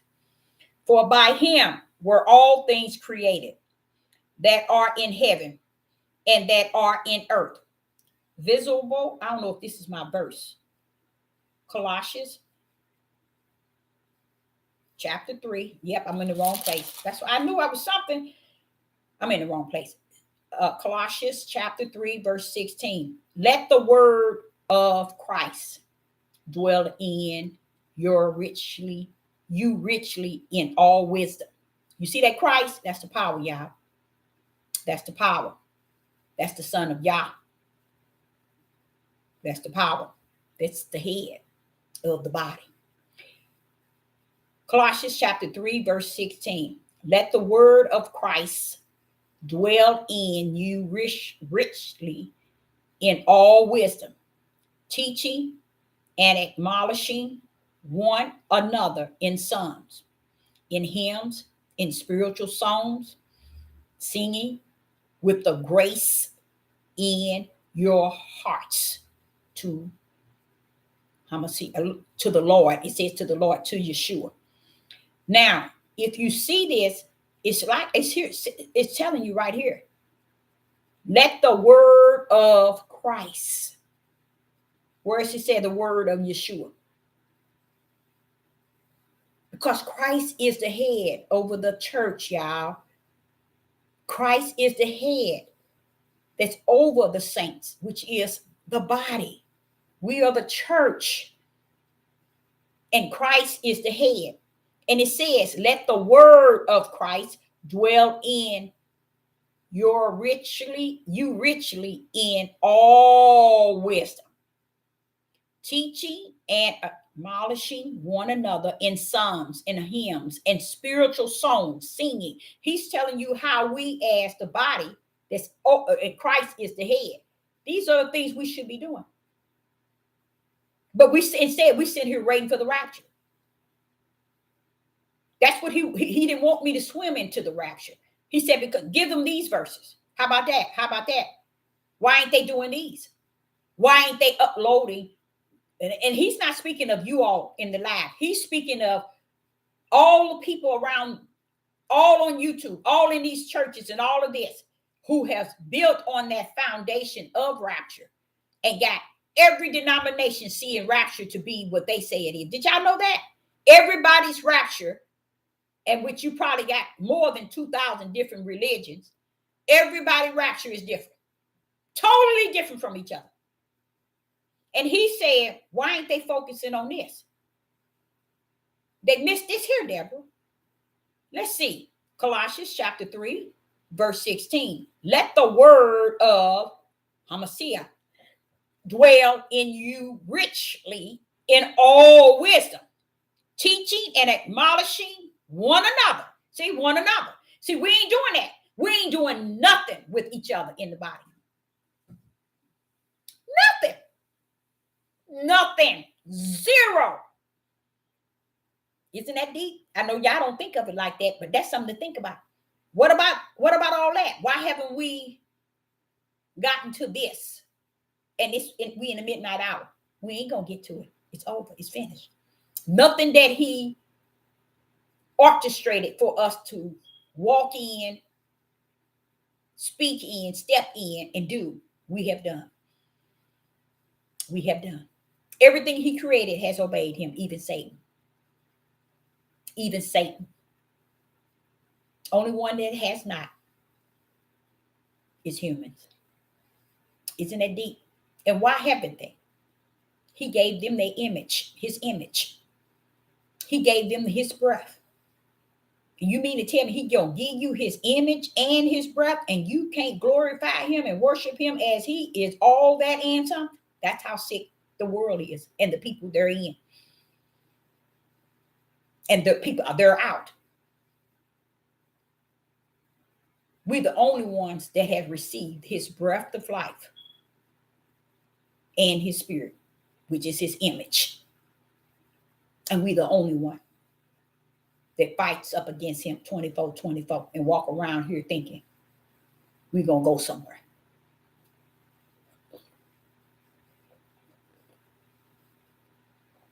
So I really like Colossians chapter 3 and verse 16, because it's kind of telling you, let the word of Christ dwell in you richly in all wisdom. Now, do you see him telling you, how is Christ going to be that in you if you have to be submissive under a flesh? How can you allow the word of Christ dwell in you if you are being led by a priest? If you're being led by a apostle or a pastor, a Maureen, a seer, a prophet or a prophetess, how can you let the word of Christ dwell in you richly? in all wisdom. How can you do it? This is what bothers Sister Deborah. Because when we was in Ezekiel 36, I heard the Father say, I had pity on my name. When he said that, that brought tears to me. He had to have pity on his own name because we ain't got sense enough to. Even what we did to him and everything. He said, I had to have pity myself on my own name. And if you don't think ain't nothing wrong with that, something already wrong with you. That's why. He has to have pity on his own name because you ain't got sense enough to know that you should have had pity, but he had to have pity on his own name. And that's to make it right. When he said that twice in the book. But I'm like saying, but see that, Father, we messed up. He said, I know y'all messed up. He's talking about the flesh, us as human beings.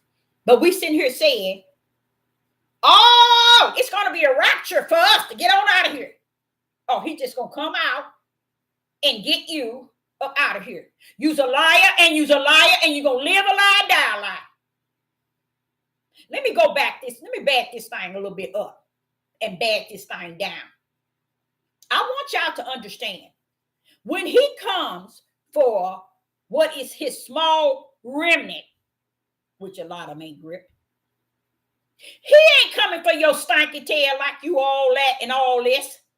He ain't coming to you like you all upright and you just. He ain't coming for you, you nasty, you stink, and you're filthy. But he's coming for what he spoke, his remnant. And that's a lot of problems with us because we feel entitled to get up out of here. Who are you? Why should you get up out of here? Why should I get up out of here? We should find ourselves not worthy to be able to be the part of the remnant. I'm going to tell it like it is. How dare we think that every action of y'all require him to see us in the way that we have not shown ourselves that we are. But we want him, his glory, his power, his honor to come down and bow down to us and bring us out. He ain't bringing your nasty tails out because you all let in something. Let me tell you, let me show you what I mean. Since you try to act like, people really act like, let me show you something so you can get a grip. And this is probably in Luke, Jeremiah and Ezekiel, but I'm going to take you all the way there. And I hope you don't fall off the cliff. When I get to Ezekiel 36 and 25, now I'm going to go to 24. I'm going to show you, you stink. You filthy. You're nasty. You wicked. You evil. But my Father in the heaven said, I, Deborah, got a small remnant that I'm taking up out of there. Because I got something invested in them. They don't have nothing invested in themselves. They don't care either because they just thinking, hey, I'm getting out of here. I'm getting out of here. I'm going to be one of them. You better watch yourself. That's why I tell you, you better know who you are. And I ain't talking about tomorrow. I'm talking about today. You seen the 10 virgins. Some of them didn't get to go.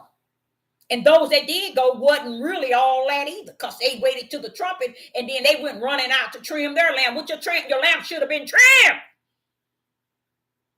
You see? You want to tell the truth of the whole matter?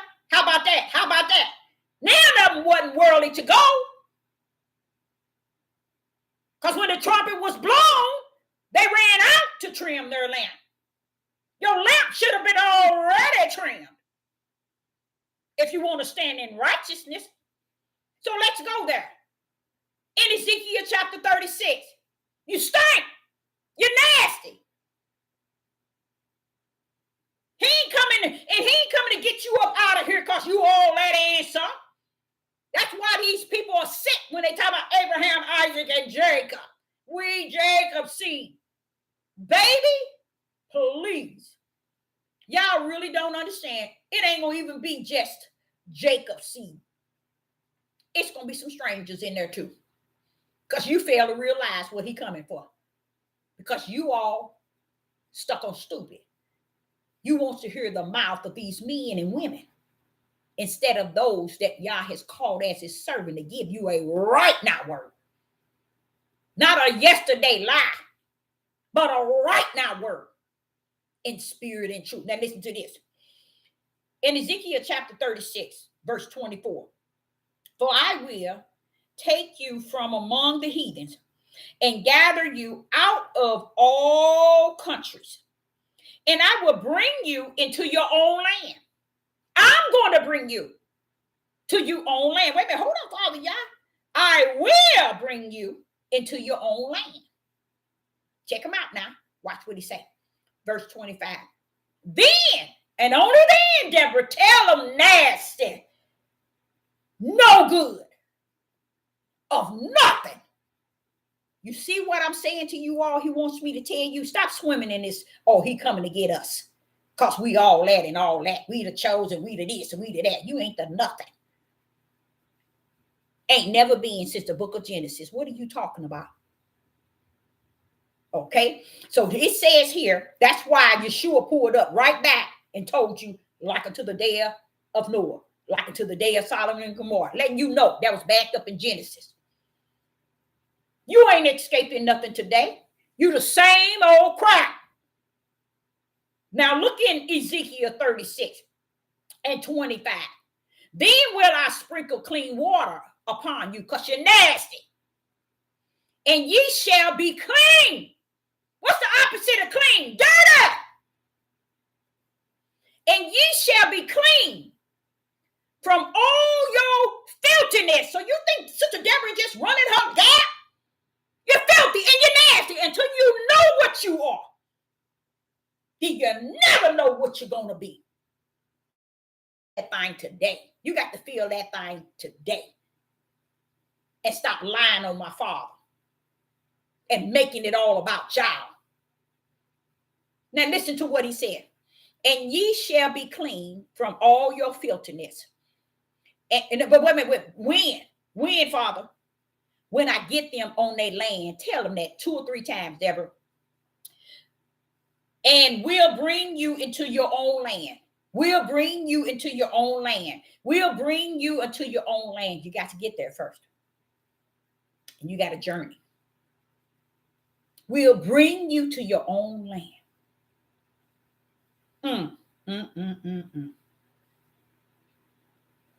Then, verse 25, will I sprinkle clean water upon you, and ye shall be clean from all your filthiness. So you thought Sister Deborah just talking to you about your nasty, you see? And from all your idols will I cleanse you. Idols are people that you didn't worship. Things that you put on a pedestal above him. See, don't think that because he's coming to bring his remnant out, that you all that and some. Now, let me back that up. Same thing with the world called rapture. Ain't nobody worthy to enter into my Father's kingdom. Ain't now one of us is worldly, nor are we entitled to the kingdom. Not our nasty tails. And he's sitting here telling you how he going to clean your butt up. Now watch what he says in verse 26. We in Ezekiel 36 and verse 26. A new heart also will I give you, and a new spirit will I put into you. There that spirit go. You know that spirit that you have, he's going to put a new one in there. Now watch this here. And I will take away that stony heart out of your flesh. And I will give you an heart of flesh. You know that heart that you have today? He's taking that out. That pumping one you got, he's taking that bad boy out. He's taking that bad boy out. What you mean, Deborah? He's taking that fleshy heart out and giving you a new fleshy heart. Watch this here. A new heart also will I give you, and a new spirit. Going back to tell y'all, you have a heart for your spirit, and you have a heart for your flesh. Something they never ever taught y'all. Why? Because if you get caught up in soul, then you don't know what your spirit has and how much of Yah does it represent what is good in Yah. Because you don't know. You so full up on your flesh and soul, the people took from y'all spirit. Let's go there. Ezekiel 36 and verse 26.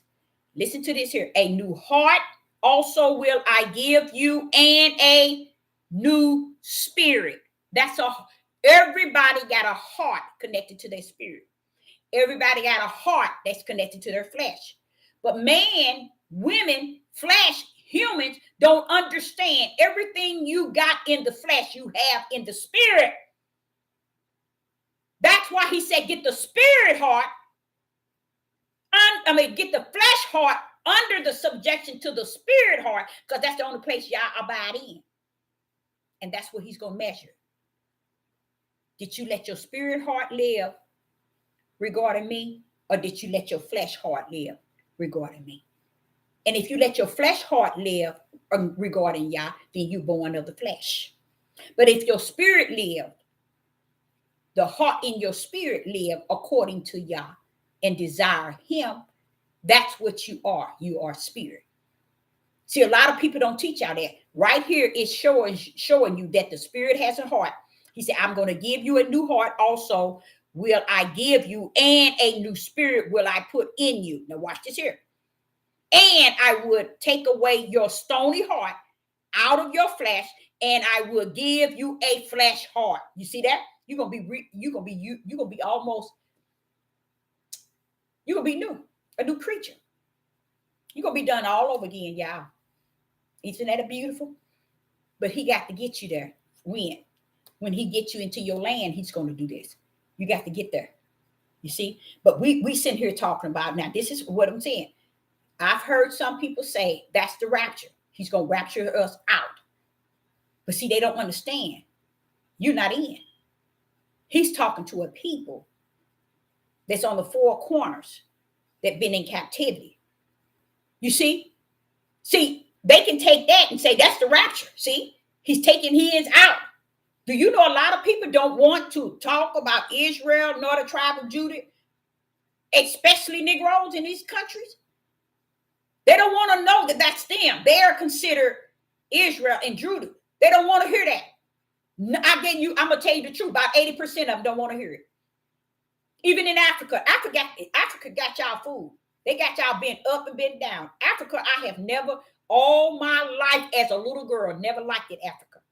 Because I seen too much done. I seen it. And it didn't make sense to me. I seen the wicked and evil. I seen this stuff, y'all. I seen this. They are and you talking about the males over there? Them are the nastiest men on the face of the earth. I mean nasty. You see? They always were like that. That's why they can do their people so wrong. And we got them all lifted high. And we don't even know who those people really are. We want to call them us because they're melanated. That's because we ain't got sense. We ain't never had sense. Okay. So here you see I'm going to show you something. You see how he's going to give you a new heart. He's going to give you a new spirit. He's going to give you a new heart in your flesh. And he's going to do you up. He's going to clean you up. He said filthiness. He's going to sprinkle clean water on you and clean you. And then he said he's going to clean your filthiness. And from all your idols will I cleanse you for. So he's going to do a work in you. You see? Now, drop down to Ezekiel 31. When you drop down to Ezekiel 36 and verse 31, it says, then shall ye remember your own evil ways. See, he ain't cleansed that thought. You see how he cleaned you up real good? Huh? Wait a minute, hold up. You seen how he cleaned you up real good?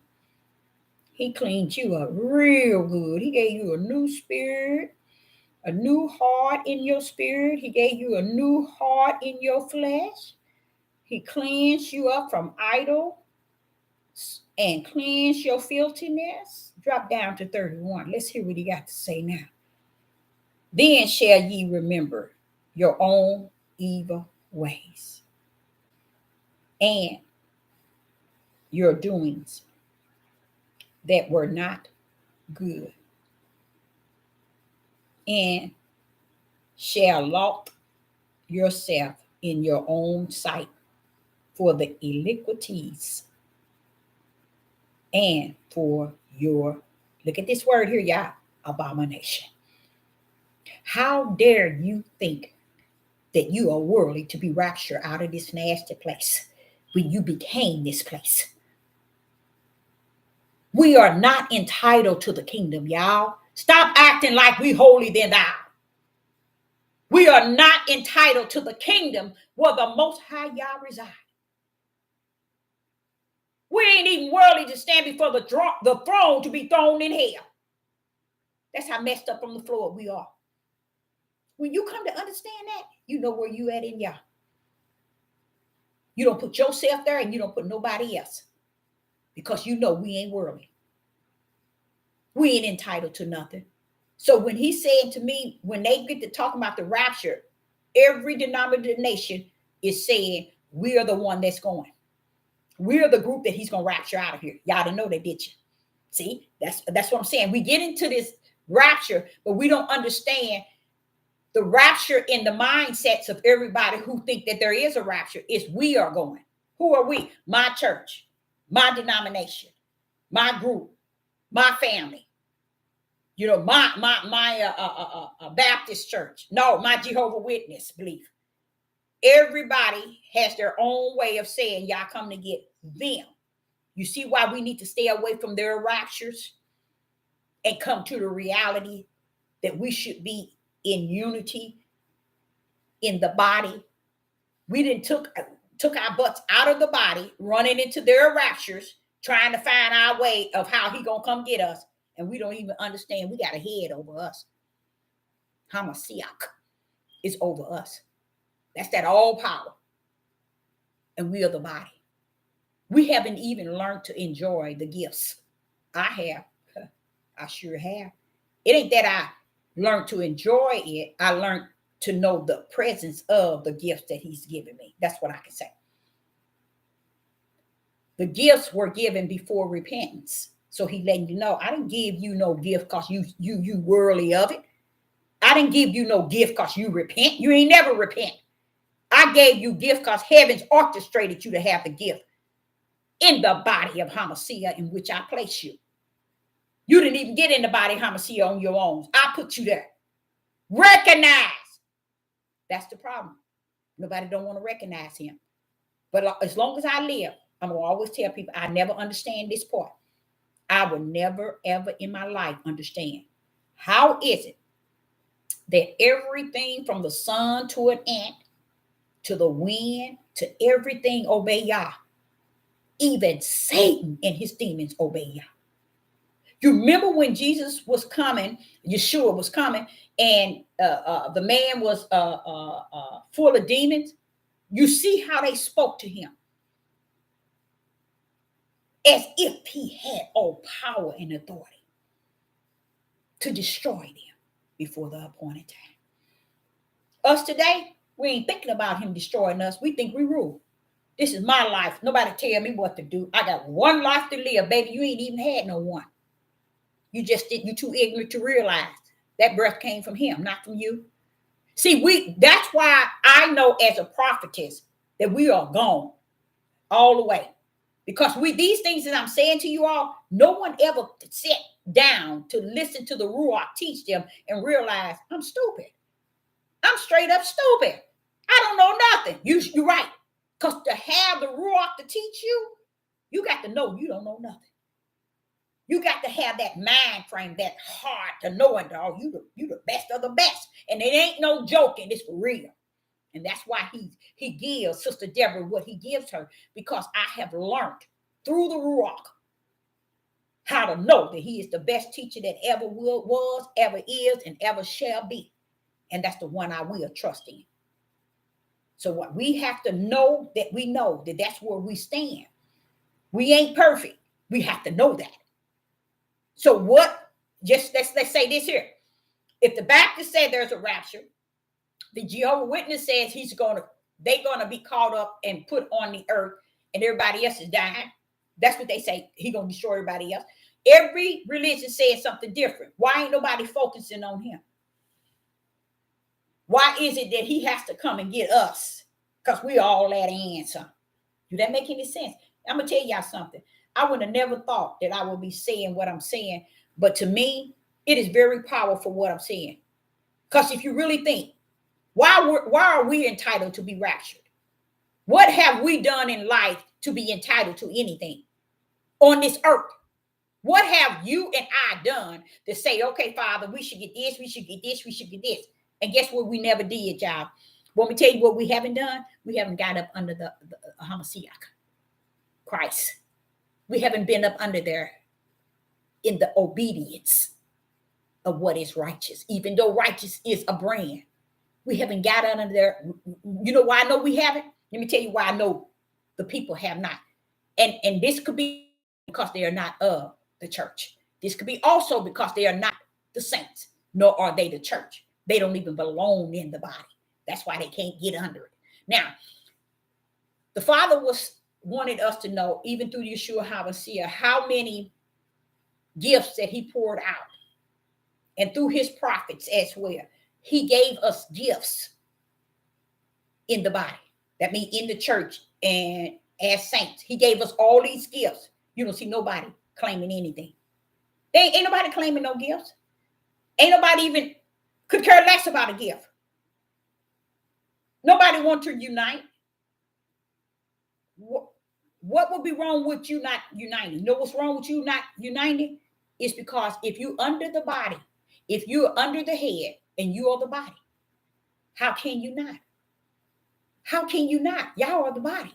Y'all are the saints. Y'all are the church. But what's the problem? Why ain't y'all gathering? Why ain't y'all coming together? Why ain't you coming in unity? Because men want you to be ruler. They want to be ruled over you to take you from out of the body. But it looks like a lot of them got out of the body though. That's what bothers me. It look like a lot of them just decide to swoop the coop. Some reason or another. Because they ain't doing nothing he's saying. And these scriptures that he's given me is to actually say that we're talking about everything that has to do with him coming to gather or rapture out of here, out of this world. We're looking for all of that. And he said, y'all ain't even found out if you're in the body. You haven't even worked with your own body. You haven't unified with your own body. You haven't even came together with your own body. Because if you came together with your own body, guess what happened? With the body of Hamashiach, which is the church and the saints. Guess what? You'll find out the healing. Somebody got cancer, they'll find out, you mean I don't have to die in 2 months? No, you don't. The body's in there. The one he's given the gift is in there. Everything is in the body. This is where you know somewhere along the line, the body is few. It's very few. Because it's not, while I'm in this world today, I don't see the body is active. And I believe one of the number one things that has destroyed the body of Hamashiach is family. I really do. I think family has destroyed the body of Hamashiach. Oh, yes. And I think the family has destroyed the whole idea of the church and the saints in the body. And that's why I feel that he says very few, Deborah, shall find truth. Very few. Because a lot of us thinking that we all just going to go into a place and we all going to be good. No, you're not, baby. No, you're not. Keep on watching the hand of Yah. And you'll see it is not a hand that you should try and think that you can outbeat or out scheme. Or it is all power on the head, in the heavens and on the earth and underneath the earth. and above the heavens. So when you thinking that, okay, I can beat this here, I can do this, I can do this, family has torn up everything in the body. The body is the church and the saints gathered together because they caught up in their family. They caught up in their family. They caught up in me and mine. It ain't about the body of Hamashiach. Then the Father, then Yeshua said, what did he say? Let me just go there. And I'm going there because that was also, let me just go there a minute here. Let me see. Oh. Let's go to Matthew's. Let's go to Matthew's 10, verse 34 and 37. I'm going to give you a little clip of how you thinking Sister Deborah just running her mouth. Family, as the world have mastered people's mind to believe that that's more important than anything on the face of the earth is family. And then I sit there and I said, wait a minute now, Father. I said, Father, Yah, wait a minute. Everything you have suffered Yeshua to speak has been against the family.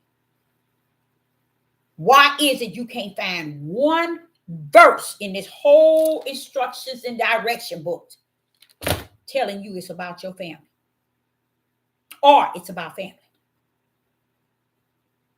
Come on now, somebody talk to me. It's about the body of Hamashiach and not about your family.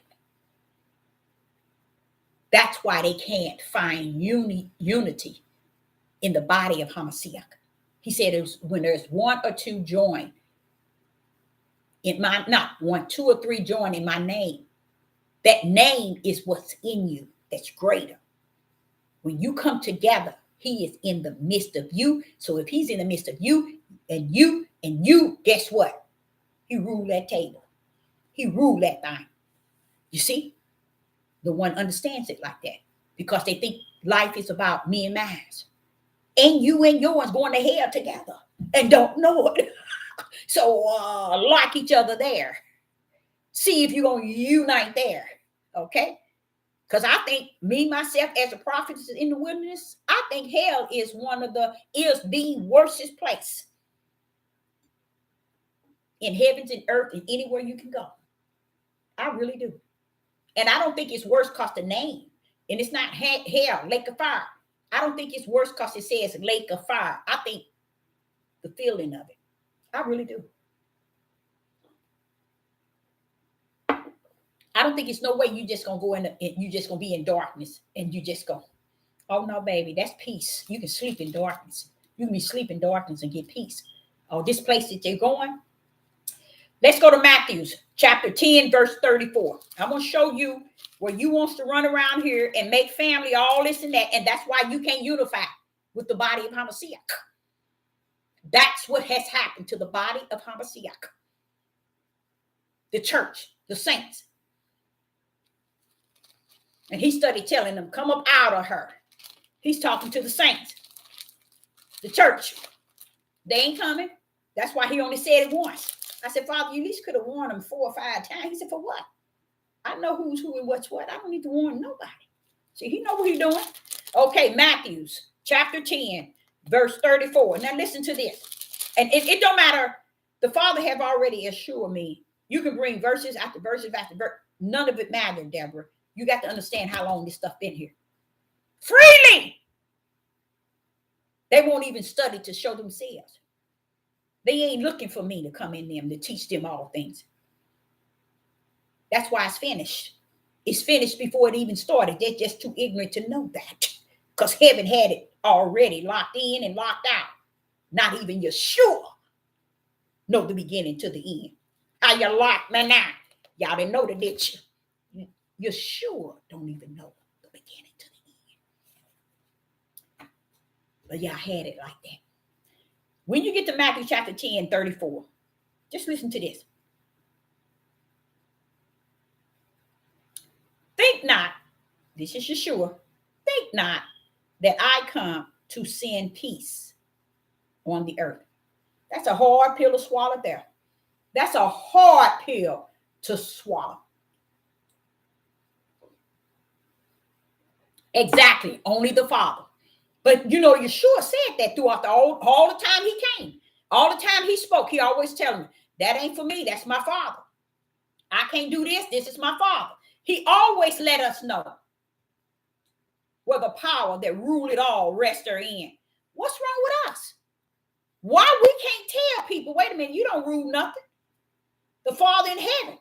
And if he said he's in me greater, then who are you to me? How you gonna tell me when he in me greater? So how's your mouth, what you teaching, what you preaching, and what you saying gonna outride that one that's in me that's greater? Y'all don't think.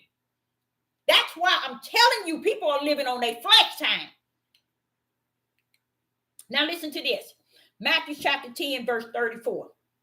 Think not that I am come to send peace on the earth. What is he saying? We know that it talked about Satan being the deceiver and the fathers of lies on the earth. Yeshua just letting you know, I ain't come to battle with Satan. Praise the Lord. And if he didn't come to battle with Satan, what makes you think he gonna battle with your ugly tails? Now he's sitting here letting you know, I didn't come here for Satan. What makes you think I'm gonna sit here and battle with your ugly tails? It don't make sense. So what did he say? I am come to send. I think not that I am come to send peace on earth. Y'all think I'm here to bring peace? They messed up, Deborah, from the floor. Now listen to this. I came not to send peace, but I come, but a sword. What's the opposite of peace when he said he bringing a sword? Whee! Why? Why are you bringing the sword, Father? Why are you suffering Yeshua to come to bring the sword? Because the sword represents spirit and truth over darkness. Peace can't handle the spirit and truth. So he letting you know, I ain't coming to bring peace. I come to bring the sword. Okay, let's see what's going to go down with this sword. The sword is spirit and truth. Let's see what's going to go down. Verse 34, 35. For I am come to set a man various against. Wait a minute, what's that? Wait a minute, hold up. Yeshua, wait a minute, hold up. Yeshua, where you going with this? Yeshua, hold up. Where are you going with this? Against his father. Wait a minute. A man set a man at various against his father. Why are you coming to do that? And a daughter against her mother. So why are these women thinking my household is better than anybody? I got this. My kids and us, we got it together. We got it made. We doing holy than rolling. Do you understand what is going on here? Who in the live chat can tell me what is going on with Yeshua talking like this? Who in the live chat can tell me what is going on? Anybody in the live chat? What is going on with Yeshua talking like this? Anybody? As he go on, let's go back to verse 34. Think not that I am come to send peace on earth. I came not to send peace, but a sword. First and foremost, he said, let you know, I didn't come to bring y'all peace. And then he said, I came not to send peace, but a sword. Listen to what he said. Verse 35. For I am come to set. You know what set means? Make sure a man at various against his father, and daughter against her mother, and the daughter-in-law against her mother-in-law. 36. A man's folks folks, shall be they of his own house. And what do folks mean? Enemy. Y'all didn't know that, did you? What is that? Opponent. Just as he said, against. Enemy in your own household. So you want to run around here think your family is all this and all that? You want to run around here saying, my daughter, my son, my grandkids, my grandbaby, my husband, my wife, you ain't crap. If you ain't saying, Ahia has given me a head, and I fall under the head in the body, that's your family. And if you ain't recognized that, you are a seed of the serpent. You are a seed of the serpent. People want to run around here and think they can I call it fake it until they make it. I heard somebody else say the same thing a couple of days ago. I said, no, they didn't. They must have got that from me. But it just made me laugh. I said, faking it till you make it. I mean, wow, you done stole that thing. And I'm like, listening to that, but I was like saying, right here, he's given time after time after time, letting you know I don't give a rat's behind about your daddy, your mama, your sister, and your brothers.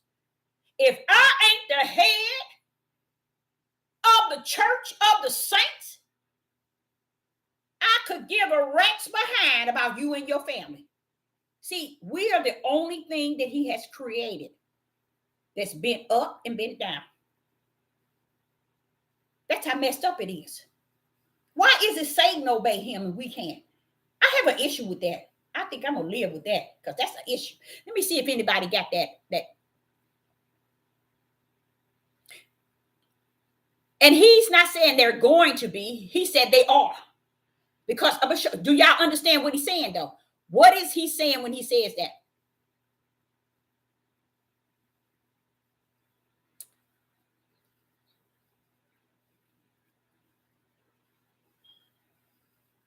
Wait a minute. Those who serve truth against spot the truth, driven the two.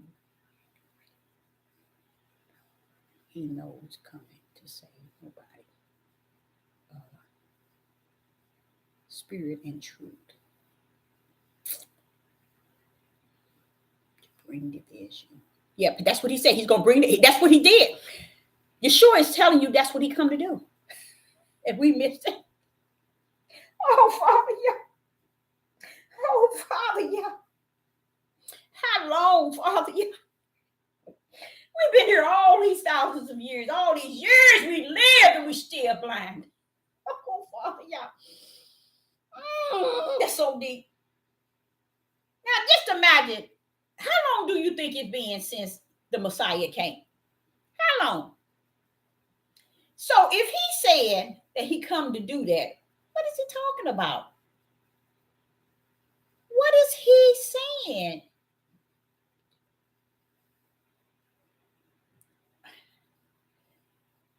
That's right. He's talking about separation. You are exactly right. But what is he separating? Oh, Father, I'm a mother of six. What is he separating? Come on, somebody. Come on, pull up. Hear the Messiah speaking.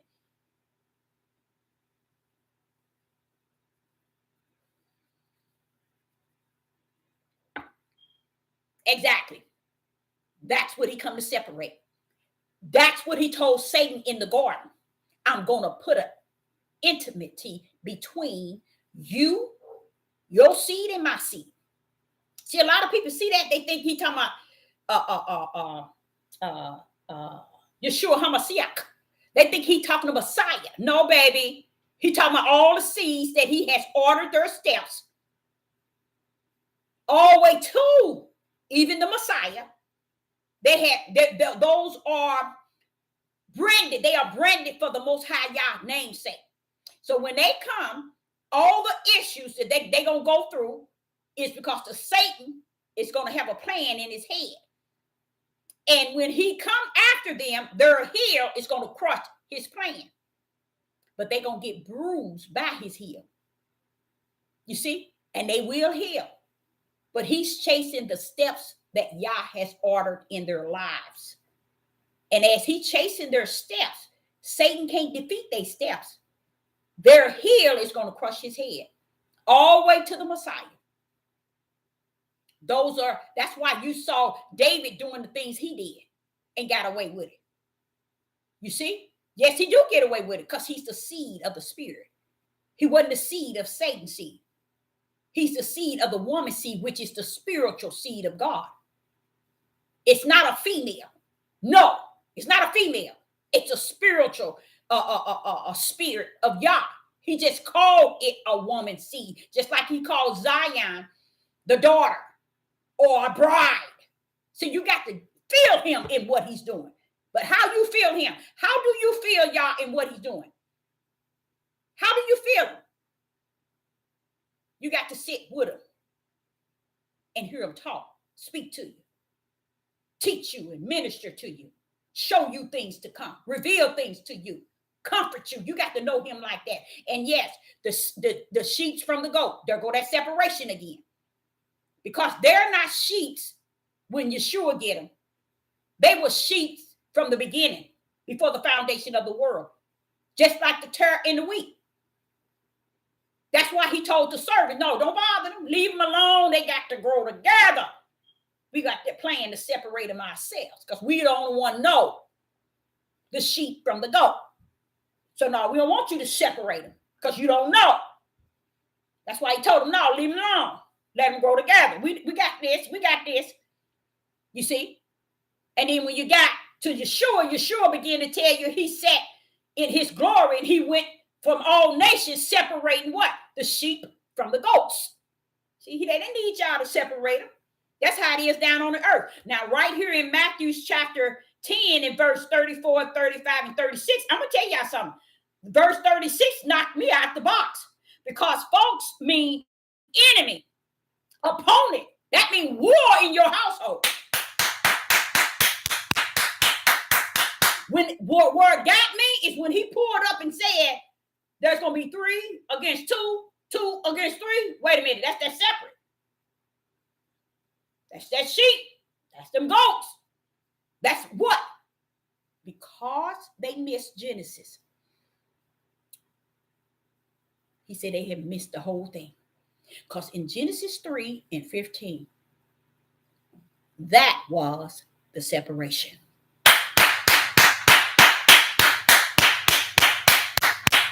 And right here today, many didn't even know it.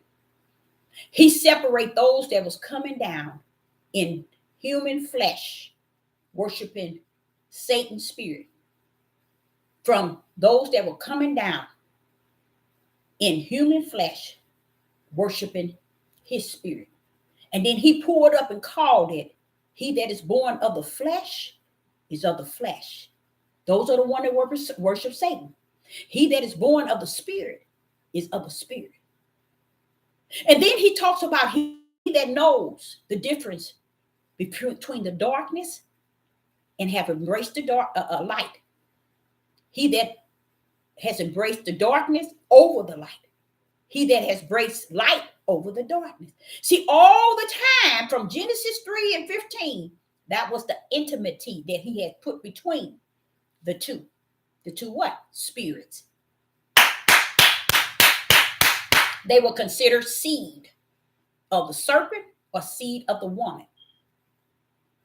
They missed it. All the scholars, all the wannabe learned, they missed it in Genesis.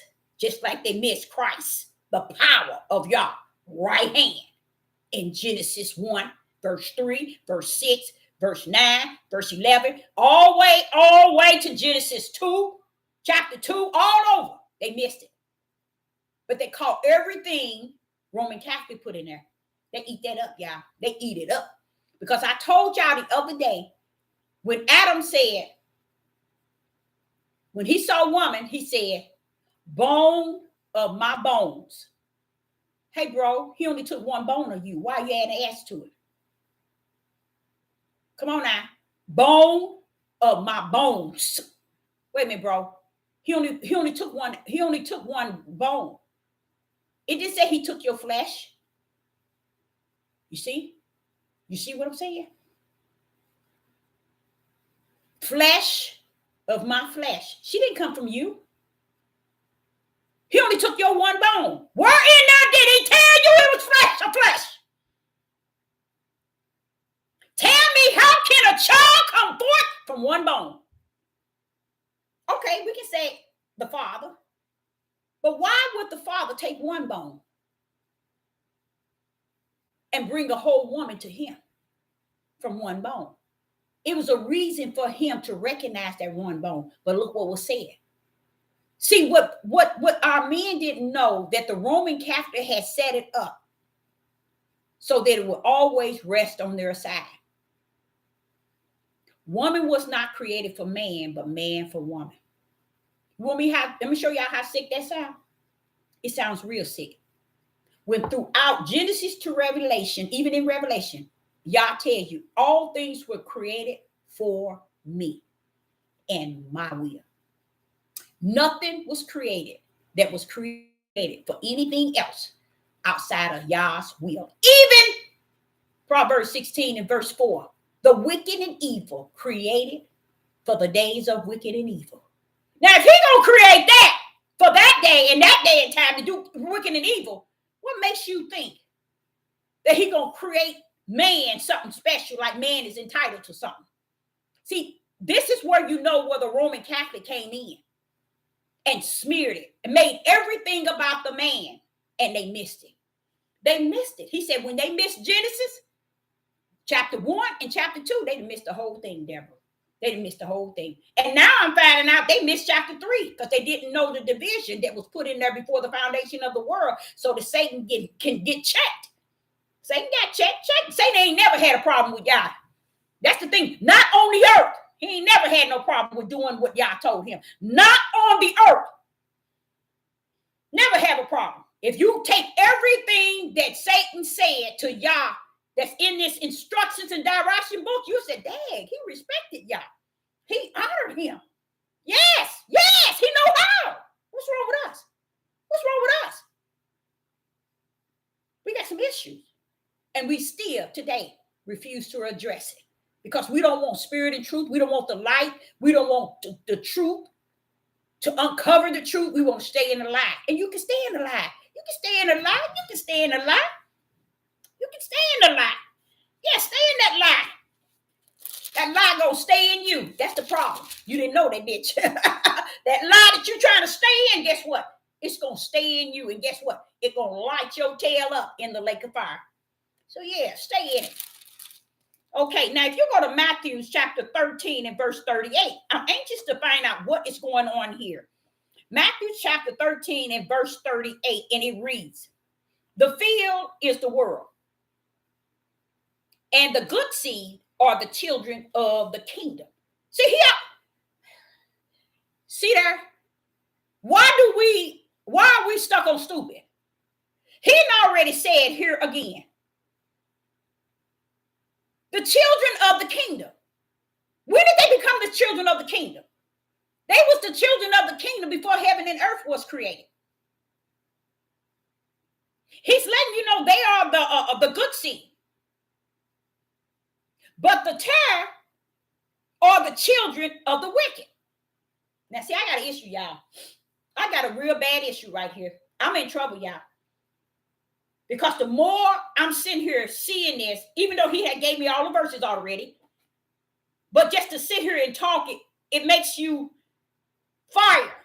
Because you see all this before your eyes and you wonder where the mindset of the people come from. Wicked and evil. Wicked and evil. Hear this. Listen to this. Matthew chapter 13, verse 38. The field is the world. The field is the world. The good seeds are the children of the kingdom. But the tares are the children of the wicked ones. Go back to Genesis chapter 3, verse 15. Didn't I tell you?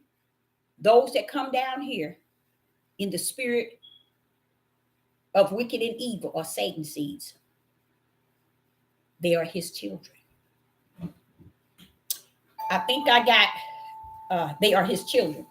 And those that, I'm sorry, you guys, and those that come down as the children of the kingdom are of the spirit of the seed of the women, the woman. Hold up.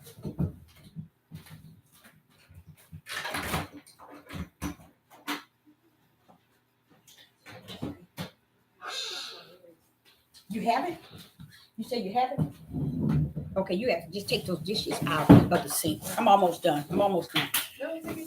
No, I'm almost done because I don't want, you got to go to work tomorrow, don't you? Yeah. Okay. So I say unto you all, those are I'm sorry, verse 38.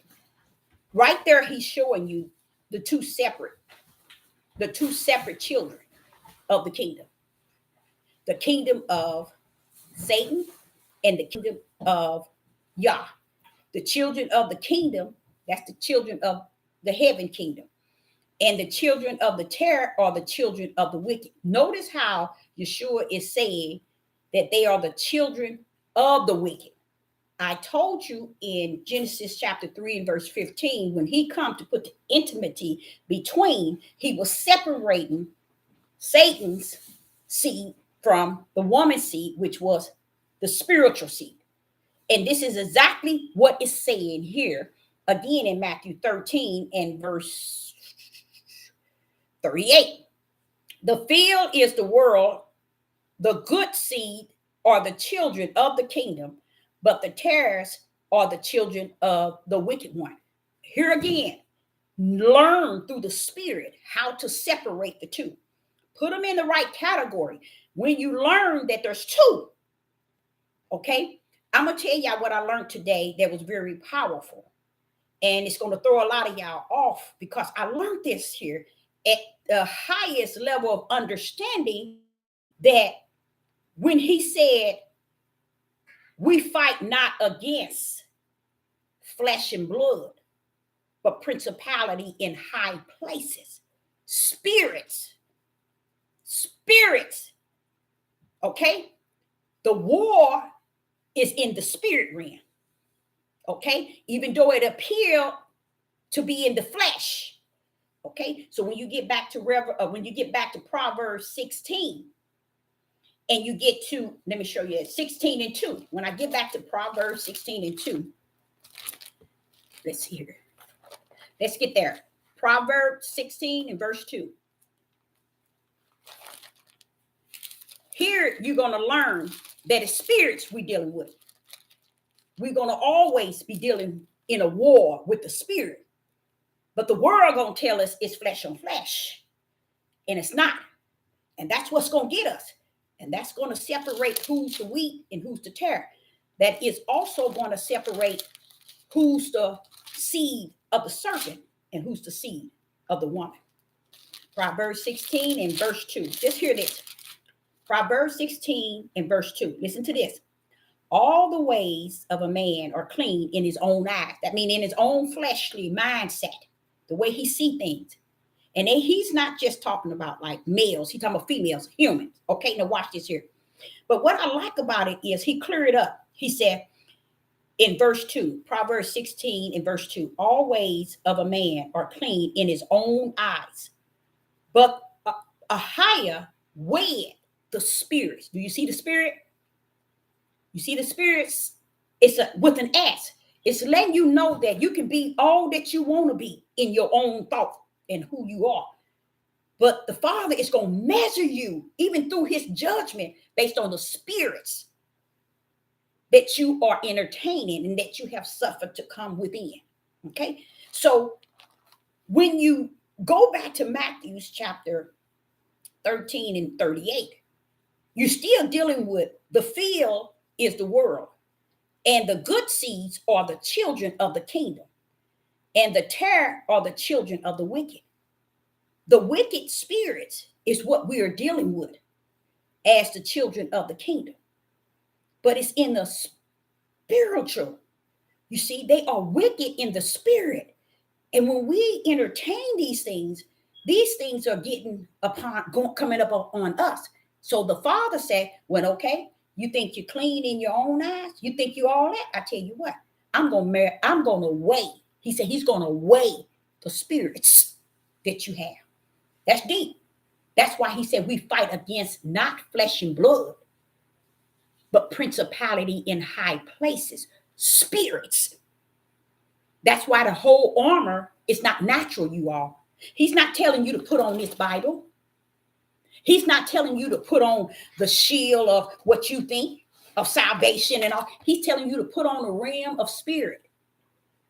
But if you don't know what your spirit is, in the realm of your spirit, then you don't know what to put on. You don't know how to put on a whole armor, because the reality is the whole armor is God in you.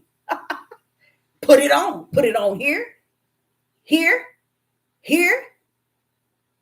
The way you live, put it on. But they don't know. So everything, the whole battle is in the spirit realm. And that's why the spirit is winning. And that's why Yah has orchestrated to win. That's why he said narrow is the gate, Deborah, that leads to life.